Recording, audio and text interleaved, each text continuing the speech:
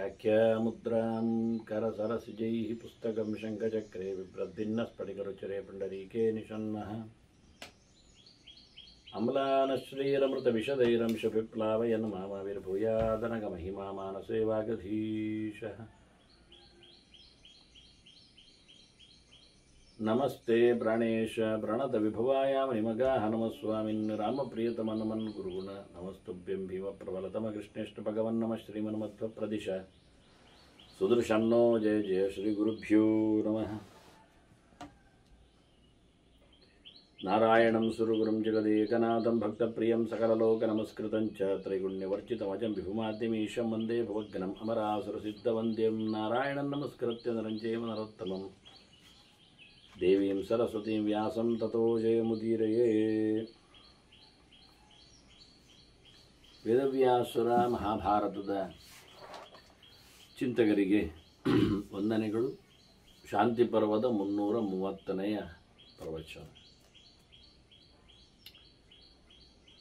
ಬಲಿಯ ಬಳಿಯಲ್ಲಿ ಮೂದಲಿಸಲೆಂದೇ ಬಂದಿರುವ ದೇವೇಂದ್ರ ಆತನ ಗಟ್ಟಿತನಕ್ಕೆ ತನ್ನ ಮನಸ್ಸನ್ನು ಹದಗೊಳಿಸಿಕೊಂಡಿದ್ದಾನೆ. ಹೀಗಾಗಿ ಬಹಳ ಒಳ್ಳೆಯ ರೀತಿಯಿಂದ ಆತನ ಮಾತಿಗೆ ತಕ್ಕುದ ಹಾಗೆಯೇ ಕಾಲದ ವೈಭವದ ಬಗ್ಗೆ ಇಂದ್ರನು ಸಹ ಅವನಿಗೆ ಸಾಥಿ ಕೊಟ್ಟ. ಹೀಗಾಗಿ ಮತ್ತೆ ಇಂದ್ರ ಹೇಳುತ್ತಾನೆ ಬಲಿಯ ಬಗ್ಗೆ, ನೀನು ಬಹಳ ಯೋಗ್ಯನಿದ್ದಿ ಅಂತ, ದೇವರ ಎಚ್ಚರ ನಿನಗಾಗಿದೆ. ಭವಾನ್ಸ್ತು ಭಾವತತ್ವಜ್ಞ ವಿದ್ವಾನ್ ಜ್ಞಾನ ತಪೋನ್ವಿತ. ನಿನಗೆ ಲೋಕದ ಅಭಿಪ್ರಾಯಗಳು ಗೊತ್ತಿದೆ, ಹೇಗೆ ಬದುಕಬೇಕು ಎನ್ನತಕ್ಕಂತಹ ಎಚ್ಚರ ಇದೆ. ಅಂದರೆ ಭಾವಜೀವಿ ಅಂತ ಹೇಳಿದ ಹಾಗೆ. ಅದರೊಟ್ಟಿಗೆ ಒಳ್ಳೆಯ ಜ್ಞಾನ, ಒಳ್ಳೆಯ ತಪಸ್ಸು ಇವೆಲ್ಲ ನಿನ್ನಲ್ಲಿ ನೆಲೆಗೊಂಡಿದೆ.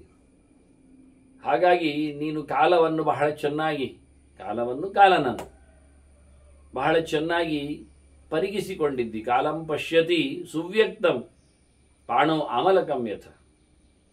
ಅಂಗೈ ಎಲ್ಲಿ ನೆಲ್ಲಿಕಾಯಿಯಂತೆ ಅಂತ ಹೇಳುವ ಶಬ್ದ ಅದು. ಇಲ್ಲಿ ಉದಾಹರಣೆ ಹೇಳುತ್ತಾನವ. ಅಂಗೈಯಲ್ಲಿ ಹಿಡಿದ ನೆಲ್ಲಿಕಾಯಿಯಂತೆ. ನೆಲ್ಲಿಕಾಯಿಗೆ ಅಂಗೈಯಲ್ಲಿ ಸಿಕ್ಕಿದಾಗ ನೋಡಲಿಕ್ಕೆ, ಹಿಡಿಲಿಕ್ಕೆ, ಹೇಳಲಿಕ್ಕೆ ಏನು ಸಮಸ್ಯೆ ಇಲ್ಲ. ಚೆನ್ನಾಗಿ, ಅಂದರೆ ಕೈಗಿಂತ ದೊಡ್ಡದೂ ಇಲ್ಲ, ಕೈ ಒಳಗೆ ಹಿಡಿತದೆ. ಅದರ ಬಗ್ಗೆ ಸ್ಪಷ್ಟವಾದ ಕಲ್ಪನೆ ಇರ್ತದೆ. ಹಾಗೆ ನಿನಗೆ ವಿಷಯಗಳು ಬಹಳ ಸ್ಪಷ್ಟವಾಗಿದೆ. ಸುವ್ಯಕ್ತಂ ಕಾಲಂ ಪಶ್ಯತಿ ಅಂದ, ಸ್ಪಷ್ಟವಾಗಿ ನಿನಗೆ ಅದರ ಬಗ್ಗೆ ಗೊತ್ತಿದೆ. ಹೀಗಾಗಿ ನೀನು ಕಾಲ ಚಾರಿತ್ರ ತತ್ವಜ್ಞ ಸರ್ವಶಾಸ್ತ್ರ ವಿಶಾರದ, ಎಲ್ಲ ಸಂಗತಿಗಳನ್ನು ಅರಿತಿದ್ದಿ ಅಂತ ಹೇಳಲಿಕ್ಕೋಸ್ಕರ ಸರ್ವಶಾಸ್ತ್ರ ವಿಶಾರದ ಅಂತಾನೆ. ಸಕಲ ಶಾಸ್ತ್ರಗಳ ಬಗ್ಗೆ ನೀನು ಚೆನ್ನಾಗಿ ಗಮನ ಮಾಡಿಕೊಂಡಿದ್ದಿ ಅಂತ. ಯಾಕೆಂದರೆ ಅವರೆಲ್ಲ ದೈತ್ಯರಾಗಿದ್ದರೂ ಶುಕ್ರಾಚಾರ್ಯರ ಗುರುತನದಲ್ಲಿ ಅಧ್ಯಯನ ಮಾಡಿದವರು. ಶುಕ್ರ ನೀತಿಯನ್ನು ಕಲಿತುಕೊಂಡಿದ್ದರೂ ಶುಕ್ರ ಒಳ್ಳೆಯ ಶುದ್ಧ ಬ್ರಾಹ್ಮಣನಾಗಿ ಭಗವಂತನ ಎಚ್ಚರವನ್ನು ಸಂಪಾದನೆ ಮಾಡಿದವನಾದ್ದರಿಂದ ತತ್ವಗಳನ್ನೆಲ್ಲ ತಿಳಿಸ್ತಾನೆ. ಕೇಳುವವರು ಕೇಳಿರುತ್ತಾರೆ. ಈಗ ಗೀತೆಯಲ್ಲಿ ಕೃಷ್ಣ ಹೇಳುವುದನ್ನೆಲ್ಲ ಹೇಳಿದ್ದಾನೆ. ಆದರೆ ಕೇಳುವವರು ಮತ್ತೆ ಪುನಃ ಎಲ್ಲರೂ ಒಂದೇ, ಯಾವುದೂ ಇಲ್ಲ ಹೇಳುವವರು ಹೇಗೆ? ಉಳಿದುಕೊಂಡಿದ್ದಾರೋ ಉಗುಳುಕೊಳ್ಳುತ್ತಾರೋ ಅದರಂತೆ ಇತರ ದೇವತೆಗಳ ಉಪಾಸನೆಯಿಂದ ಏನು ವಿಶೇಷ ಇಲ್ಲ ಅಂತ ಹೇಳುತ್ತಾ ಎಲ್ಲವೂ ನನ್ನನ್ನೇ ಅಂತ ಹೇಳಿಕೊಂಡರು.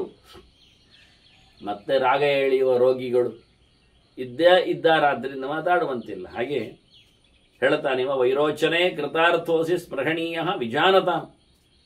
ನೀನು ಎಷ್ಟು ಇಷ್ಟ ಆಗ್ತಿ ಅಂದರೆ ತಿಳಿದವರಿಗೆ ನೀನು ಭಾರಿ ಬೇಕಾಗ್ತಿ ಅಂತ. ಯಾರಿಗೆ ಮನುಷ್ಯ ಬೇಕಾಗಬೇಕು ಅಂದರೆ ಜ್ಞಾನಿಗಳಿಗೆ ಬೇಕಾಗಬೇಕು ಅಷ್ಟೇ. ತಿಳಿಯದವರಿಗೆ, ಗಲಾಟೆ ಮಾಡುವವರಿಗೆ, ಅಯೋಗ್ಯರಿಗೆ, ಮೂಢರಿಗೆ, ದಡ್ಡರಿಗೆ ಬೇಕಾಗಿಕೊಳ್ಳುವಂಥದ್ದು ದೊಡ್ಡ ಸಂಗತಿ ಅಲ್ಲದು, ಪ್ರಯೋಜನ ಇಲ್ಲದ್ದು ಅಂತ. ಅವರು ಮೆಚ್ಚುವಂಥದ್ದು, ಹುಚ್ಚರು ಮೆಚ್ಚುವಂಥದ್ದನ್ನು ಜ್ಞಾನಿಗಳು ಅದನ್ನು ಹೆಚ್ಚುಗಾರಿಕೆ ಅಂತ ಹೇಳುವುದೇ ಇಲ್ಲ, ಹೇಗೋ ಹಾಗೆ. ಆದರೆ ನೀನು ತಿಳಿದವರಿಗೆ ಬೇಕು, ನೀನು ಅಂಥದ್ದು ತಿಳಿದುಕೊಂಡಿರುವೆ. ನೀನು ಎಲ್ಲ ಲೋಕ ನಿನ್ನನ್ನು ಬಹಳ ಚೆನ್ನಾಗಿ ಅರ್ಥ ಮಾಡಿಕೊಂಡಿದೆ, ನೀನು ಲೋಕವನ್ನು ಚೆನ್ನಾಗಿ ತಿಳ್ಕೊಂಡಿದ್ದಿ. ಸರ್ವಲೋಕೋಹಿ ಅಯಂ ಮನ್ಯೇ ಬುದ್ಧಿಯ ಪರಿಗತಸ್ತ್ವಯ. ನೀನು ಜನರನ್ನು ಚೆನ್ನಾಗಿ ಅರಿತುಕೊಂಡಿದ್ದರಿಂದ ನನಗೆ ಗೊತ್ತಿದೆ. ಅವರ ಬಗ್ಗೆ ಅಂದರೆ ಪ್ರಜೆಗಳ ಬಗ್ಗೆ, ಜನರ ಬಗ್ಗೆ, ಅವರ ಆಗುಹೋಗುಗಳ ಬಗ್ಗೆ, ಅವರ ಚರ್ಯೆಯ ಬಗ್ಗೆ ನಿನಗೆ ಒಳ್ಳೆ ರೀತಿಯಾದ ಅಭಿಪ್ರಾಯ ಇದೆ, ಗಮನಿಸಿದ್ದಿ ನೀನು ಅದನ್ನು. ಹಾಗಾಗಿ ನೀನು ಎಲ್ಲೆಡೆಯೂ ಸಹ ಬಹಳ ಫ್ರೀಯಾಗಿ, ಅಂದರೆ ಯಾರ ಭಯವೂ ಇಲ್ಲದೆ, ಎಲ್ಲಿಯೂ ಆತಂಕಕ್ಕೆ ಒಳಪಡದೆ, ಎಲ್ಲಿಯೂ ಏನು ಸಹ ತಾಗಿಸಿಕೊಳ್ಳದೆ, ಅಂಟಿಸಿಕೊಳ್ಳದೆ ವಿಹರನು ಸರ್ವತೋ ಮುಕ್ತ ನ ಕ್ವಚಿಚ್ಚ ವಿಷೀದಸ್ಸಿ. ಎಲ್ಲಿಯೂ ನಿನಗೆ ಬೇಸರ ಆಗುವುದಿಲ್ಲ, ಸೋಲುವುದಿಲ್ಲ. ಯಾವ ವಿಷಯದಲ್ಲಿ ನಿನ್ನನ್ನು ಯಾವುದೂ ಸಹ ತೊಂದರೆ ಪಡಿಸುವುದಿಲ್ಲ ಅಂತ ಅರ್ಥ ಆಯಿತು. ಅದೆಲ್ಲ ಏನು ಗೊತ್ತೋ, ಒಂದು ದೃಷ್ಟಿಯಿಂದ ಸಂಶಯಕ್ಕೆ ಒಳಗಾಗುವುದಾಗಲಿ, ತಪ್ಪನ್ನು ನಡೆಸುವುದಾಗಲಿ, ಇದೆರಡು ರಾಜಸ ಮತ್ತು ತಾಮಸ ಭಾವಗಳ ಬಹಳ ದೊಡ್ಡದಾದಂತಹ ಕೊಡುಗೆಗಳು. ನೀನು ಅದನ್ನು ತಪ್ಪಿಸಿಕೊಂಡಿದ್ದಾದ್ರಿಂದ ನಿನ್ನಲ್ಲಿ ರಜೋಗುಣ ತಮೋ ಗುಣಗಳು ಕೆಲಸ ಮಾಡ್ತಾ ಇಲ್ಲ. ರಜಶ್ಚೈ ತಮಶ್ಚತ್ವ ಸ್ಪೃಶತೆ ನ. ಹೇಗೆ ಜಿತೇಂದ್ರಿಯಂ, ನೀನು ನಿಗ್ರಹವುಳ್ಳವನಾದ್ರಿಂದ ಹಾಳು ತಿನ್ನುವುದಿಲ್ಲ, ಆದ್ರಿಂದ ಹಾಳು ತಲೆ ಇಲ್ಲ. ನಿನ್ನ ಬೇಡದಿದ್ದನ್ನು ನೀನು ನಡೆಸಿಕೊಡುವುದಿಲ್ಲ, ಯಾಕೆಂದ್ರೆ ನಿನ್ನಲ್ಲಿ ಬೇಡದಿದ್ದ ಯೋಚನೆಗಳಿಲ್ಲ, ಕಾರಣಗಳಿಷ್ಟೆ. ಮನುಷ್ಯನ ಎಂತಹ ಪರಿಸರ ಇದೆ, ಯಾವುದನ್ನು ನುಂಗ್ತಾನೆ, ತಿಂತಾನೆ, ಅದರ ಪ್ರಕಾರದಲ್ಲಿ ಅವನು ನಡಿತಾನೆ, ತಿಳಿತಾನೆ, ಹೇಳುತ್ತಾನೆ, ನಡೆಸ್ತಾನೆ. ಹೀಗಾಗಿ ಸಿಕ್ಕಿ ಬೀಳುತ್ತಾನೆ. ನಿನ್ನಲ್ಲಿ ರಾಜಸ ತಾಮಸಗಳಿಗೆ ಅವಕಾಶ ಇಲ್ಲದೆ ಇದ್ದದ್ರಿಂದ ನೀನು ಶುದ್ಧನಿದ್ದಿ. ಅದರಲ್ಲಿಯೂ ಅಂತಹ ಶುದ್ಧತೆಗಾಗಿ ನೀನು ಒಳ್ಳೆಯ ಭಗವಂತನನ್ನು ಚಿಂತನೆ ಮಾಡುತ್ತಾ ಇದ್ದೆ. ಚಿಂತನೆ ಒಳ್ಳೆಯದಾಗಿ ಮಾಡ್ತಾ ಇದ್ದೆ ಅನ್ನುವ ನೆಲೆಯಲ್ಲಿ ದೇವರಲ್ಲಿ ಯಾವುದೇ ರೀತಿಯಾದ ರಾಗದ್ವೇಷಗಳು ಇಲ್ಲ. ಹಾಗಾಗಿ ಭಗವಂತನಲ್ಲಿ ಯಾವುದೇ ಬಗೆಯ ದೋಷಗಳು ಇಲ್ಲ. ಅದರ ನಿಷ್ಪ್ರೀತಿಂ ನಷ್ಟ ಸಂತಾಪಂ, ಯಾವುದೇ ಬಗೆಯ ತೊಂದರೆ ಇಲ್ಲದೆ ಇರತಕ್ಕ ಆತ್ಮಾನಂ ಭಗವಂತನನ್ನು ನೀನು ಉಪಾಸಸೆ, ಚೆನ್ನಾಗಿ ನೀನು ತಿಳ್ಕೊಂಡಿದ್ದೆ. ಎಲ್ಲರನ್ನೂ ಅವರವರ ಪಾಡಿನಂತೆ, ಅವರವರ ಭಕ್ತಿಯಂತೆ, ಅವರವರ ಅರಿವಿನಂತೆ, ಅವರವರ ಕರ್ಮದಂತೆ ನೋಡಿಕೊಳ್ಳುವ ದೇವರು. ಹಾಗಾಗಿ ಅವನಲ್ಲಿ ಯಾವುದೇ ಪ್ರಕಾರವಾದ ದುಃಖ ಇಲ್ಲ. ಸರ್ವಾತ್ಮನ ಸುಖ ಸಂಪೂರ್ಣನಿದ್ದಾನೆ. ಅವನ ಉಪಾಸನೆಯಿಂದ ನೀನು ಸಹ ದುಃಖಕ್ಕೆ ಒಳಗಾಗ್ತಾ ಇಲ್ಲ. ತಮ್ಮ ಯಥಾ ಉಪಾಸೆ ತದೇ ಭವತಿ ಅಂತ ಹೇಳಿಕೊಳ್ಳುವ ಹಾಗೆ ನೀನು ಆರಾಮವಾಗಿದ್ದಿ. ನೀನು ಯಾರನ್ನು ದ್ವೇಷಿಸ್ತಾ ಇಲ್ಲ. ಹಾಗಾಗಿ ನಿನಗೂ ಯಾರು ದ್ವೇಷ ನಡೆಸುವುದಿಲ್ಲ. ಸೂರದಂ ಸರ್ವಭೂತಾನಾಂ ನಿರ್ವೈರಂ ಶಾಂತ ಮಾನಸ. ಗಲಾಟೆ ಇಲ್ಲ ಅಂತಾದರೆ ಮನಸ್ಸು ಹಗುರವಾಗಿರ್ತದೆ, ಚೆನ್ನಾಗಿರ್ತದೆ, ಶಾಂತವಾಗಿರ್ತದೆ. ಅದರಲ್ಲಿ ಯಾವುದೇ ರೀತಿಯಾದ ಏರುಪೇರುಗಳು, ಉಲ್ಲೋಲ ಕಲ್ಲೋಲಗಳು ಬರುವುದಿಲ್ಲ. ಈಗ ಎಲ್ಲರಿಗೂ ನೀನು ಬೇಕು, ಎಲ್ಲರನ್ನೂ ನೀನು ಪ್ರೀತಿಸ್ತೀಯ. ಇದನ್ನು ನಾನು ಕಂಡೇ ತಿಳಿದುಕೊಂಡೆ ನಿನ್ನ ನಡೆಯಲ್ಲಿ. ಹಾಗಾಗಿ ದೃಷ್ಟ್ವಾ ತ್ವಾಂ, ನಿನ್ನನ್ನು ನೋಡಿದ ಬಳಿಕ ಮಮ ಸಂಜಾತ ತ್ವಯಿ ಅನುಕ್ರೋಶಿನೀಮತಿ, ನಿನ್ನ ಮೇಲೆ ನನಗೆ ತುಂಬ ಇಷ್ಟವಾದ ಬುದ್ಧಿ ಉಂಟಾಗಿದೆ. ನಿನ್ನನ್ನು ನಾನು ಏನೋ ಇಷ್ಟಪಡುತ್ತೇನೆ. ಹಾಗಾಗಿ ನಿನ್ನ ಮೇಲೆ ನನಗೆ ದಯೆ ಉಂಟಾಗಿದೆ, ಕರುಣೆ ಬಂದಿದೆ. ಅಯ್ಯೋ, ಇಂತಹ ಪರಿಸ್ಥಿತಿ ಇಂಥ ವ್ಯಕ್ತಿಗೆ, ಇಷ್ಟು ಜ್ಞಾನಿಗೆ, ದೇವರ ಎಚ್ಚರವುಳ್ಳವನಿಗೆ ಬರಬಾರದು ಅನ್ನುವಂತೆ ನನ್ನಲ್ಲಿ ವಿಶೇಷವಾದ ಕಾಳಜಿ ಮೂಡಿದೆ. ಹಾಗಾಗಿ ನಾಹಂ ಏತಾದೃಶಂ ಬುದ್ಧಂ ಹಂತುಂ ಇಚ್ಛಾಮಿ ಬಂಧನೈ. ಎತ್ತಿದ ಕೈ ಆದ್ರೇನು, ವಜ್ರಾಯುಧ ಇದ್ರೇನು, ಘಟನೆಗಳ ಜೊತೆಯಲ್ಲಿ ನಾನು ಬಂದ್ರೇನು, ಆದರೆ ನಾನು ನಿನಗೆ ಬಡಿಯುವುದಿಲ್ಲ, ನಾನು ಹೊಡೆಯುವುದಿಲ್ಲ, ನಿನ್ನನ್ನು ಘಾಸಿಗೊಳಿಸುವುದಿಲ್ಲ. ಯಾಕೆಂದರೆ ನಿನ್ನ ಇಂಥ ನಮೂನೆಯ ಪ್ರಬುದ್ಧನಾದವರನ್ನು, ಜ್ಞಾನಿಯನ್ನು ಯಾರಾದರೂ ಹೊಡಿತಾರೆ? ಇಲ್ಲ ಇಲ್ಲ. ನೀನೀಗಾಗಲೇ ವಾರುಣ ಭಾಷೆಗಳಿಂದ ಬದ್ಧನಿದ್ದಿ. ಇದು ಪ್ರಧಾನವಾದಂತಹ ಚಿಂತನೆ. ವಾಸ್ತವವಾಗಿ ನಮ್ಮನ್ನು ರಕ್ಷಣೆ ಮಾಡಲಿಕ್ಕೋಸ್ಕರ ನಾವು ನೀರಿನಿಂದ ರಕ್ಷಣೆ ಗೆಲ್ಲಲಿಕ್ಕೆ ನಾವು ನೀರಚರನಾದ ನಾವು ಮೀನನನ್ನು ಮಾತಾಡಿಸಿದ್ರೆ ಅಲ್ಲಿ ಕೇಳಿಕೊಳ್ಳುವಾಗ ಒಂದು ಮಾತು ಬರ್ತದೆ, ಜಲೇತು ಮಾಂ ರಕ್ಷತು ಮತ್ಸ್ಯಮೂರ್ತಿ ಯಾದೋ ಗಣೇಭ್ಯ ವರುಣಸ್ಯ ಪಾಶಾದು ಅಂತ. ವರುಣನ ಪಾಶ ಅಂದರೆ ದೇವರ ಮನೆಗೆ ಒಂದು ಅಧಿಕಾರ ಕೊಟ್ಟಿದ್ದಾನೆ, ಎಲ್ಲರನ್ನು ಕಟ್ಟಿಹಾಕಿ ಬಿಡು ನೀನು ಅಂತ. ನಾವು ನೀರಿಲ್ಲದಿದ್ದರೆ ಬದುಕುವುದು ಸಾಧ್ಯವೇ ಇಲ್ಲಲ್ವಾ? ಹಾಗೆ ಅದರಂತೆ ದೇಹದ ಒಳಗೆ ನೀರಿನ ಪಸೆ ಇರಬೇಕು, ಮರಗಿಡಗಳಲ್ಲಿ ನೀರಿನ ಪಸೆ ಬೇಕು.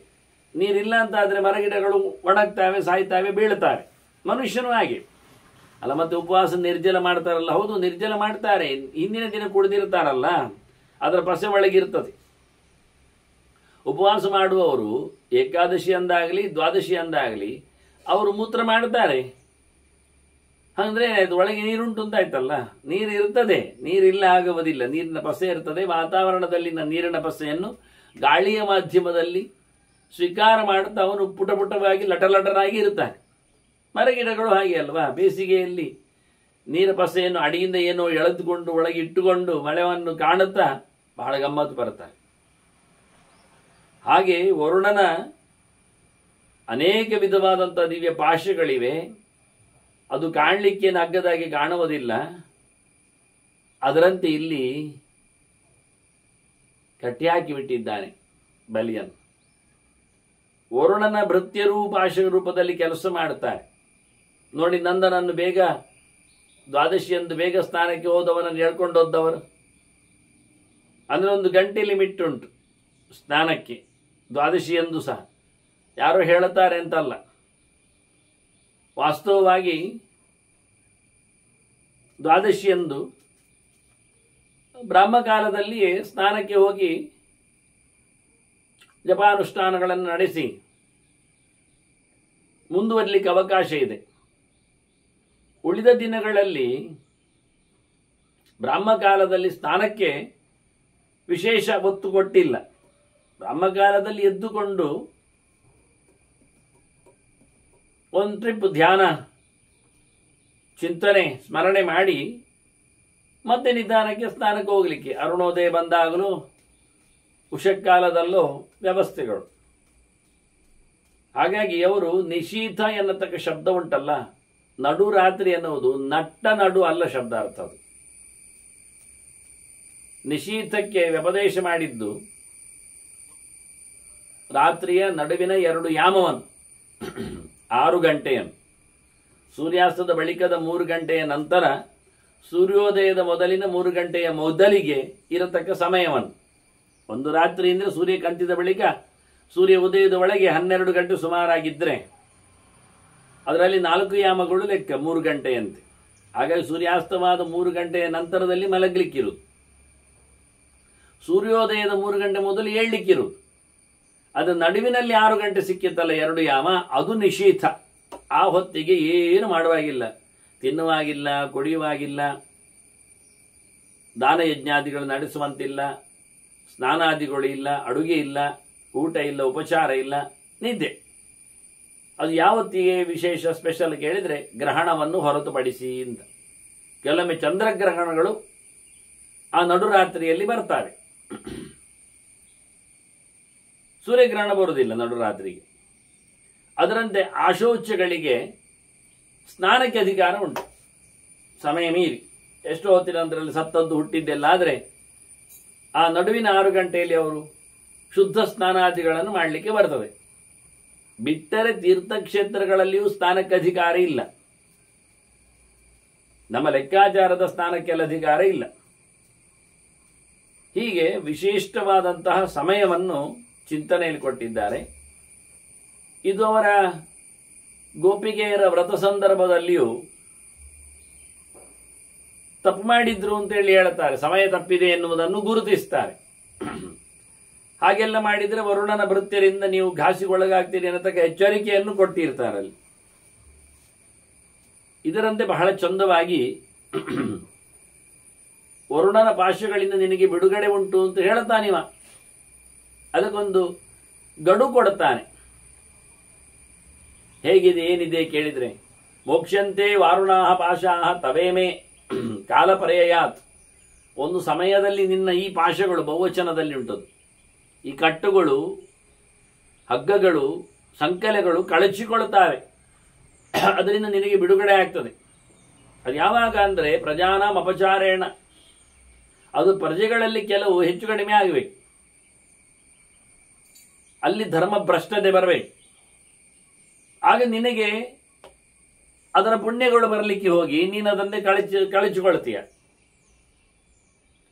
ಹಿಂದೊಮ್ಮೆ ವಾಮನನೇ ಹೇಳಿರ್ತಾನೆ ಬಲಿ ಹತ್ರ, ಬಲಿಗೆ ನನಗೇನು ಜೀವನದ ಬಗ್ಗೆ ಅಂತ ಕೇಳಿದಾಗ, ಯಾವುದು ಅಗ್ನಿಯಲ್ಲಿ ಆಹುತಿ ಕೊಡುವಾಗ ಕುಂಡವನ್ನು ತಪ್ಪಿಸಿ ಹೊರಗೆ ಹಾರ್ತದೋ ಬೀಳ್ತದೋ ಅದು ನಿನಗೆ ಅಂತಾರೋ.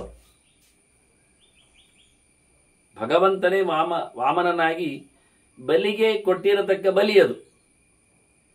ಎಲ್ಲಿ ಸಹಜವಾಗಿ ದೇವತೆಗಳಿಗೆ ಆಹುತಿ ಕೊಡುವಾಗ ಎಲ್ಲಿಯಾದರೂ ಅವನು ಪ್ರಮಾದದಿಂದ ಅಪ್ಪಿತಪ್ಪಿ ಹೆಚ್ಚು ಕಡಿಮೆ ಆಗಿ ಕೈಕಾಲು ಅಲ್ಲಾಡಿಸಿ ಆಹುತಿಯನ್ನು ಕುಂಡಕ್ಕೆ ಬೀಳದೆ ಹೊರಗೆ ಬೀಳುವಂತೆ ಮಾಡಿದ್ನೋ ಅದು ಅವನಿಗೆ ಬಲಿಗೆ. ಆದ್ರಿಂದ ಹೊರಗೆ ಬಿದ್ದದ್ದೆಲ್ಲ ಮತ್ತೆ ಎಕ್ಕಿ ಮತ್ತೆ ಹಾಕಲಿಕ್ಕಿಲ್ಲ. ಒಂದ್ಸರ್ತಿ ನಾವು ಊಟಕ್ಕೆ ಅಂತ ಬಾಯಿಗೆ ಹಾಕೊಂಡಾಗ ಅದು ತಪ್ಪಿಯಲ್ಲಿ ಅದ್ರ ಕೆಳಗೆ ಬಿದ್ದರೆ ಮತ್ತೆ ಎಕ್ಕಿ ಹಾಕಬಾರ್ದು. ಅದು ಯಾರಿಗೋ ಬೇಕು ಅಂತಲೋ ಇನ್ನೇನೋ ಅದು ಮತ್ತೆ ತಿಂದರೆ ಅದು ಎಂಜಲು ಇನ್ನೊಮ್ಮೆ ತಿಂದಾಗೆ ಏನೋ ಲೆಕ್ಕದಲ್ಲಿ ಅದನ್ನು ಬಿಡಬೇಕು.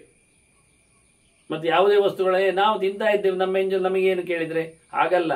ನಾವು ಬಾಯಿಗೆ ಹಾಕಿದ ನಂತರ ಉಳಿಸಬಾರ್ದು. ಕೆಲವರಿಗೆಲ್ಲ ಅದೊಂದು ದೊಡ್ಡ ಮೂಟೆ ಮಾಡೋದು, ಕಲಸಿ ಎಲೆಯಲ್ಲಿ ಅದನ್ನು ಗಾರೆಗೆ ಗೋಡೆಗೆ ಹಾಕಿದಾಗೆ ಬಾಯಿಯೊಳಗೆ ಹಾಕುವುದು. ಆ ಗಾರೆಯ ಸಿಮೆಂಟನ್ನು ಹೇಗೆ ಉಳಿತದಲ್ಲ ಅವನ ತಾಪಿಯಲ್ಲಿ ವಾಪಸ್ ತರ್ತಾನೆ ಹಿಂದಕ್ಕೆ, ಮತ್ತೆ ಮನೆ ಎತ್ತಿಕೊಂಡು ಹಾಕ್ತಾನೆ. ಹಾಗೆ ಊಟ ಮಾಡೋದಲ್ಲ, ಒಂದ್ಸರ್ತಿ ಕೈಯಲ್ಲಿ ತೆಕ್ಕಿದ್ದು ಬಾಯಿಯೊಳಗೆ ಹಾಕಿಬಿಟ್ರೆ ಮುಗಿದೋಯ್ತು. ಮತ್ತೆ ಉಳಿಸು ಶೇಷ ಅದನ್ನು ಮತ್ತೆ ಇನ್ನೊಂದಷ್ಟು ಕಲಸಿಕೊಳ್ಳೋದೆಲ್ಲ ಇಲ್ಲ. ಅದರಂತೆ ಮಾವಿನ ಹಣ್ಣೆಲ್ಲ ಊಟದ ಹೊತ್ತಿನಲ್ಲೆಲ್ಲ ಕಚ್ಚಿ ತಿನ್ನಲಿಕ್ಕೆ ಬರೋದಿಲ್ಲ. ಅದಕ್ಕೆ ಮಾವಿನ ಹಣ್ಣನ್ನೆಲ್ಲ ಕತ್ತರಿಸಿ ಹಾಕಿರ್ಲಿಕ್ಕೆ, ಒಮ್ಮೆ ಬಾಯಲ್ಲಿ ಕಚ್ಚಿ ಕೆಳಗಿಟ್ಟಿದ್ದ ಮತ್ತೆ ಮುಗಿದೋಯ್ತು. ಅದಕ್ಕೆ ಕೆಲವರು ಕೆಳಗಿಡುವ ಉಪಾಯ ಮಾಡುವುದಿಲ್ಲ, ಕೈಯಲ್ಲಿ ಇಟ್ಕೊಂಡು ತಿಂದಾನೆ ಇರ್ತಾರೆ, ಅದೊಂದು ವಿಚಿತ್ರ. ಆದರೆ ಒಮ್ಮೆ ಕಚ್ಚಿದ ನಂತರ ಇನ್ನೊಮ್ಮೆ ಕೈ ಬಿಟ್ಟರೆ ಬಾಯೊಳಗಿಟ್ಟು ಇಡೀ ತಿಂತಾ ಇರ್ಬೇಕು ಹೀಗೆ ಉದ್ದಕ್ಕೆ ಹಾಗಿದ್ರೆ. ಹಾಗಾಗಿ ಒಮ್ಮೆ ಕಚ್ಚಿ ಕೆಳಗಿಡು, ಚಕ್ಕಲಿ ಆಗಲಿ ಉಂಡೆ ಆಗಲಿ ಅದು ಇನ್ಯಾವುದೇ ವಸ್ತುಗಳಾಗಲಿ ಅದನ್ನು ಕಚ್ಚಿ ಕೆಳಗಿಡಬಾರ್ದು ಎಲೆಯಲ್ಲಿ, ಅದು ಮತ್ತೆ ತಿನ್ನಬಾರ್ದು. ಅದು ನಮ್ಮದು ನಮಗೆ ಶೇಷ ಆಗಲಿಕ್ಕಿಲ್ಲ ಅಂತ. ಹೀಗೆಲ್ಲ ಬಹಳಷ್ಟು ವಿಚಿತ್ರ. ಆದ್ರಿಂದ ಆಹುತಿ ಕೊಡುವಾಗಲೂ ಉಳಿಸಿಕೊಂಡು ಇನ್ನೊಮ್ಮೆ ಆಹುತಿ ಇನ್ನೊಬ್ಬರಿಗೆ ಕೊಡ್ಲಿಕ್ಕಿಲ್ಲ. ಸ್ರವದಲ್ಲಿ ಎತ್ತಿಕೊಂಡದನ್ನು ಕೊಟ್ಟು ಬಿಟ್ಟರೆ ಮುಗಿದೋಯ್ತು, ಇನ್ನೊಮ್ಮೆ ಎತ್ತಲಿಕ್ಕೆ ಇನ್ನೊಬ್ಬರಿಗೆ. ಅವನಿಗೆ ಅದ್ರ ಇನ್ನೊಮ್ಮೆ ಕೊಡೋದಾದ್ರೆ ಹಾಗೆ. ಅದನ್ನ ಊಟ ಬಡಿಸುವಾಗಲೂ ಸೌಟಲ್ಲಿ ಎತ್ತಿದ್ದನ್ನು ಇನ್ನೊಬ್ಬರಿಗೆ ಹಾಕ್ಲಿಕ್ಕಿಲ್ಲ, ಒಬ್ಬರಿಗೆ ಹಾಕಿದ್ರೆ ಅದಲ್ಲಿಗೆ ಕ್ಲೋಸ್. ಮಗುದೊಮ್ಮೆ ಪಾತ್ರೆಗೆ ಕೈ ಹಾಕಿ ಸೌಟಲ್ಲಿ ಮತ್ತೆ ತೆಗಿಬೇಕು, ಕೈಯಲ್ಲಿ ಬಡಿಸಿಕೊಂಡು ಹೋದಾಗೆ. ಕೈಯಲ್ಲಿ ಕೆಲವೊಮ್ಮೆ 4-5 ಇಟ್ಕೊಂಡು ಹಾಕೊಂಡು ಹೋಗಬಾರ್ದು, ಒಂದೊಂದೇ ತಗೊಂಡು ಹಾಕ್ಬೇಕು ಕೈಗೆ. ಸುಲಭ ಇಲ್ಲ ಬಡಿಸುವ ವಿದ್ಯೆಯೂ ಸಹ. ಆದರೆ ತಿನ್ನೋರೇಗೂ ತಿಂತಾರೆ ಅಂತ ಹೇಳಿಕೊಂಡು ಬಡಿಸೋರೇಗೂ ಅಸಡ್ಡೆಯಿಂದ ಬಡಿಸಿದ್ರೆ ಅದು ಪಾಪವೇ, ಪ್ರಯೋಜನ ಇಲ್ಲ. ನಮಗೊತ್ತಿರಬೇಕು ಹೇಗಿರ್ತದೆ ಪರಿವೇಶನದ ಕಥೆಯನ್ನು. ಮರುತ ಪರಿವೇಷ್ಟಾರಹ ಮರುತ್ತಸ್ಯಾವಸನ ಗೃಹೆ ಅಂತ ಮರುತ್ತರಾಜನ ಮನೆಯಲ್ಲಿ ದೇವತೆಗಳೇ ಬಂದು ಬಡಿಸಲಿಕ್ಕೆ ನಿಂತಿದ್ರೆ ಯಜ್ಞಯಾಗಗಳಲ್ಲಿ ಅಂತ ಹೇಳ್ತಾನೆ. ಆಗ ಎಷ್ಟು ಬೇಕೋ ಅಷ್ಟೇ ತೆಗಿಬೇಕು, ಅದಕ್ಕೆ ಸರಿಯಾದ ಸೌಟನ್ನೇ ಮಾಡಬೇಕು. ದೊಡ್ಡ ಸೌಟಲ್ಲಿ ಸಣ್ಣದನ್ನು ತೆಗಿಲಿಕ್ಕೆ ಬರುವುದಿಲ್ಲ, ಸಣ್ಣ ಸೌಟನ್ನು ದೊಡ್ಡದು ಮಾಡಿಕೊಂಡು ಹಾಕಲಿಕ್ಕೆಲ್ಲ ಆಗುವುದಿಲ್ಲ. ಹಾಗೆ ಅದಕ್ಕೆ ಅನುಗುಣವಾದ ವ್ಯವಸ್ಥೆ ಮಾಡುತ್ತಾ ಅಂದ್ರೇನರ್ಥ, ಹಾಗೆ ಮಾಡಿಕೊಂಡೋದು ನಿಧಾನ ಆಗ್ತದೆ. ಇಲ್ಲಾಂದ್ರೆ ಒಂದ್ಸರ್ತಿ ಸೌಟು ತೆಗೆದು 8-10 ಎಲೆಗೆ ಸ್ವೈ ಹಾಕೊಂಡು ಹೋದ್ರೆ ಅಷ್ಟು ಜನರಿಗಿವ ಉಚ್ಚೇಷ್ಟವನ್ನು ಬಡಿಸಿಕೊಂಡಾಗ ಆಗ್ತದೆ, ಪ್ರಯೋಜನ ಇಲ್ಲ ಆಗ್ತದೆ. ಹೀಗಾಗಿ ಬಹಳ ಸುಂದರವಾಗಿ ಬಲಿಯ ಆಹಾರದ ಕಥೆಯಲ್ಲಿ ಹೇಳಿಕೊಟ್ಟಿದ್ರು.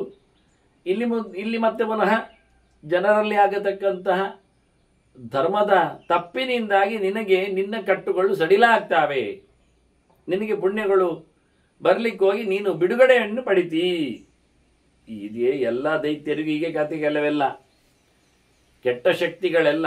ಈಗ ವಾಸ್ತುವಿನ ಕಥೆ ಹೇಗೆ, ಅವನು ಒಬ್ಬ ಅಸುರ, ಅವನನ್ನು ಅಪ್ಪಚ್ಚಿ ಮಾಡಿ ನೆಲದಲ್ಲಿ ದೇವತೆಗಳು ಅವನ ಮೇಲೆ ಕೂದು ಬಿಟ್ಟಿದ್ದಾರೆ ಅವನ ಒಂದೊಂದು ಅಂಗಗಳಲ್ಲಿ. ಹಾಗಾಗಿ ನೀವು ದೇವತೆಗಳನ್ನು ಪೂಜೆ ಮಾಡಬೇಕು. ಪ್ರತ್ಯಬ್ಧಂ ಪೂಜಿತಃ ಹೇಳಿಕೊಂಡು ಪ್ರತಿ ವರ್ಷ ಅವನ ದೇವತೆಗಳನ್ನು ಪೂಜೆ ಮಾಡಬೇಕು. ಪೂಜೆ ಮಾಡಿದರೆ ದೇವತೆಗಳು ಸ್ಥಿರವಾಗಿ ಅಲ್ಲಿರ್ತಾರೆ ಅವನ ಮೈ ಮೇಲೆ, ಅವನನ್ನು ಏಳ್ಲಿಕ್ಕೆ ಬಿಡುವುದಿಲ್ಲ. ಅದೇ ನೀವು ಪೂಜೆ ಮಾಡದೇ ಇದ್ರೆ ದೇವತೆಗಳು ಹೋಗಿಬಿಟ್ರೆ ಇವ ಮೇಲಕ್ಕೆ ಹೇಳ್ತಾನೆ. ಬಿದ್ದುಕೊಂಡವ ಕಂಕಣೆ ಬಿದ್ದಿದ್ದಾನೆ, ಇವ ಮರಂಕಣೆ ಆಗಿ ಮೇಲಕ್ಕೆ ಬರ್ತಾನೆ.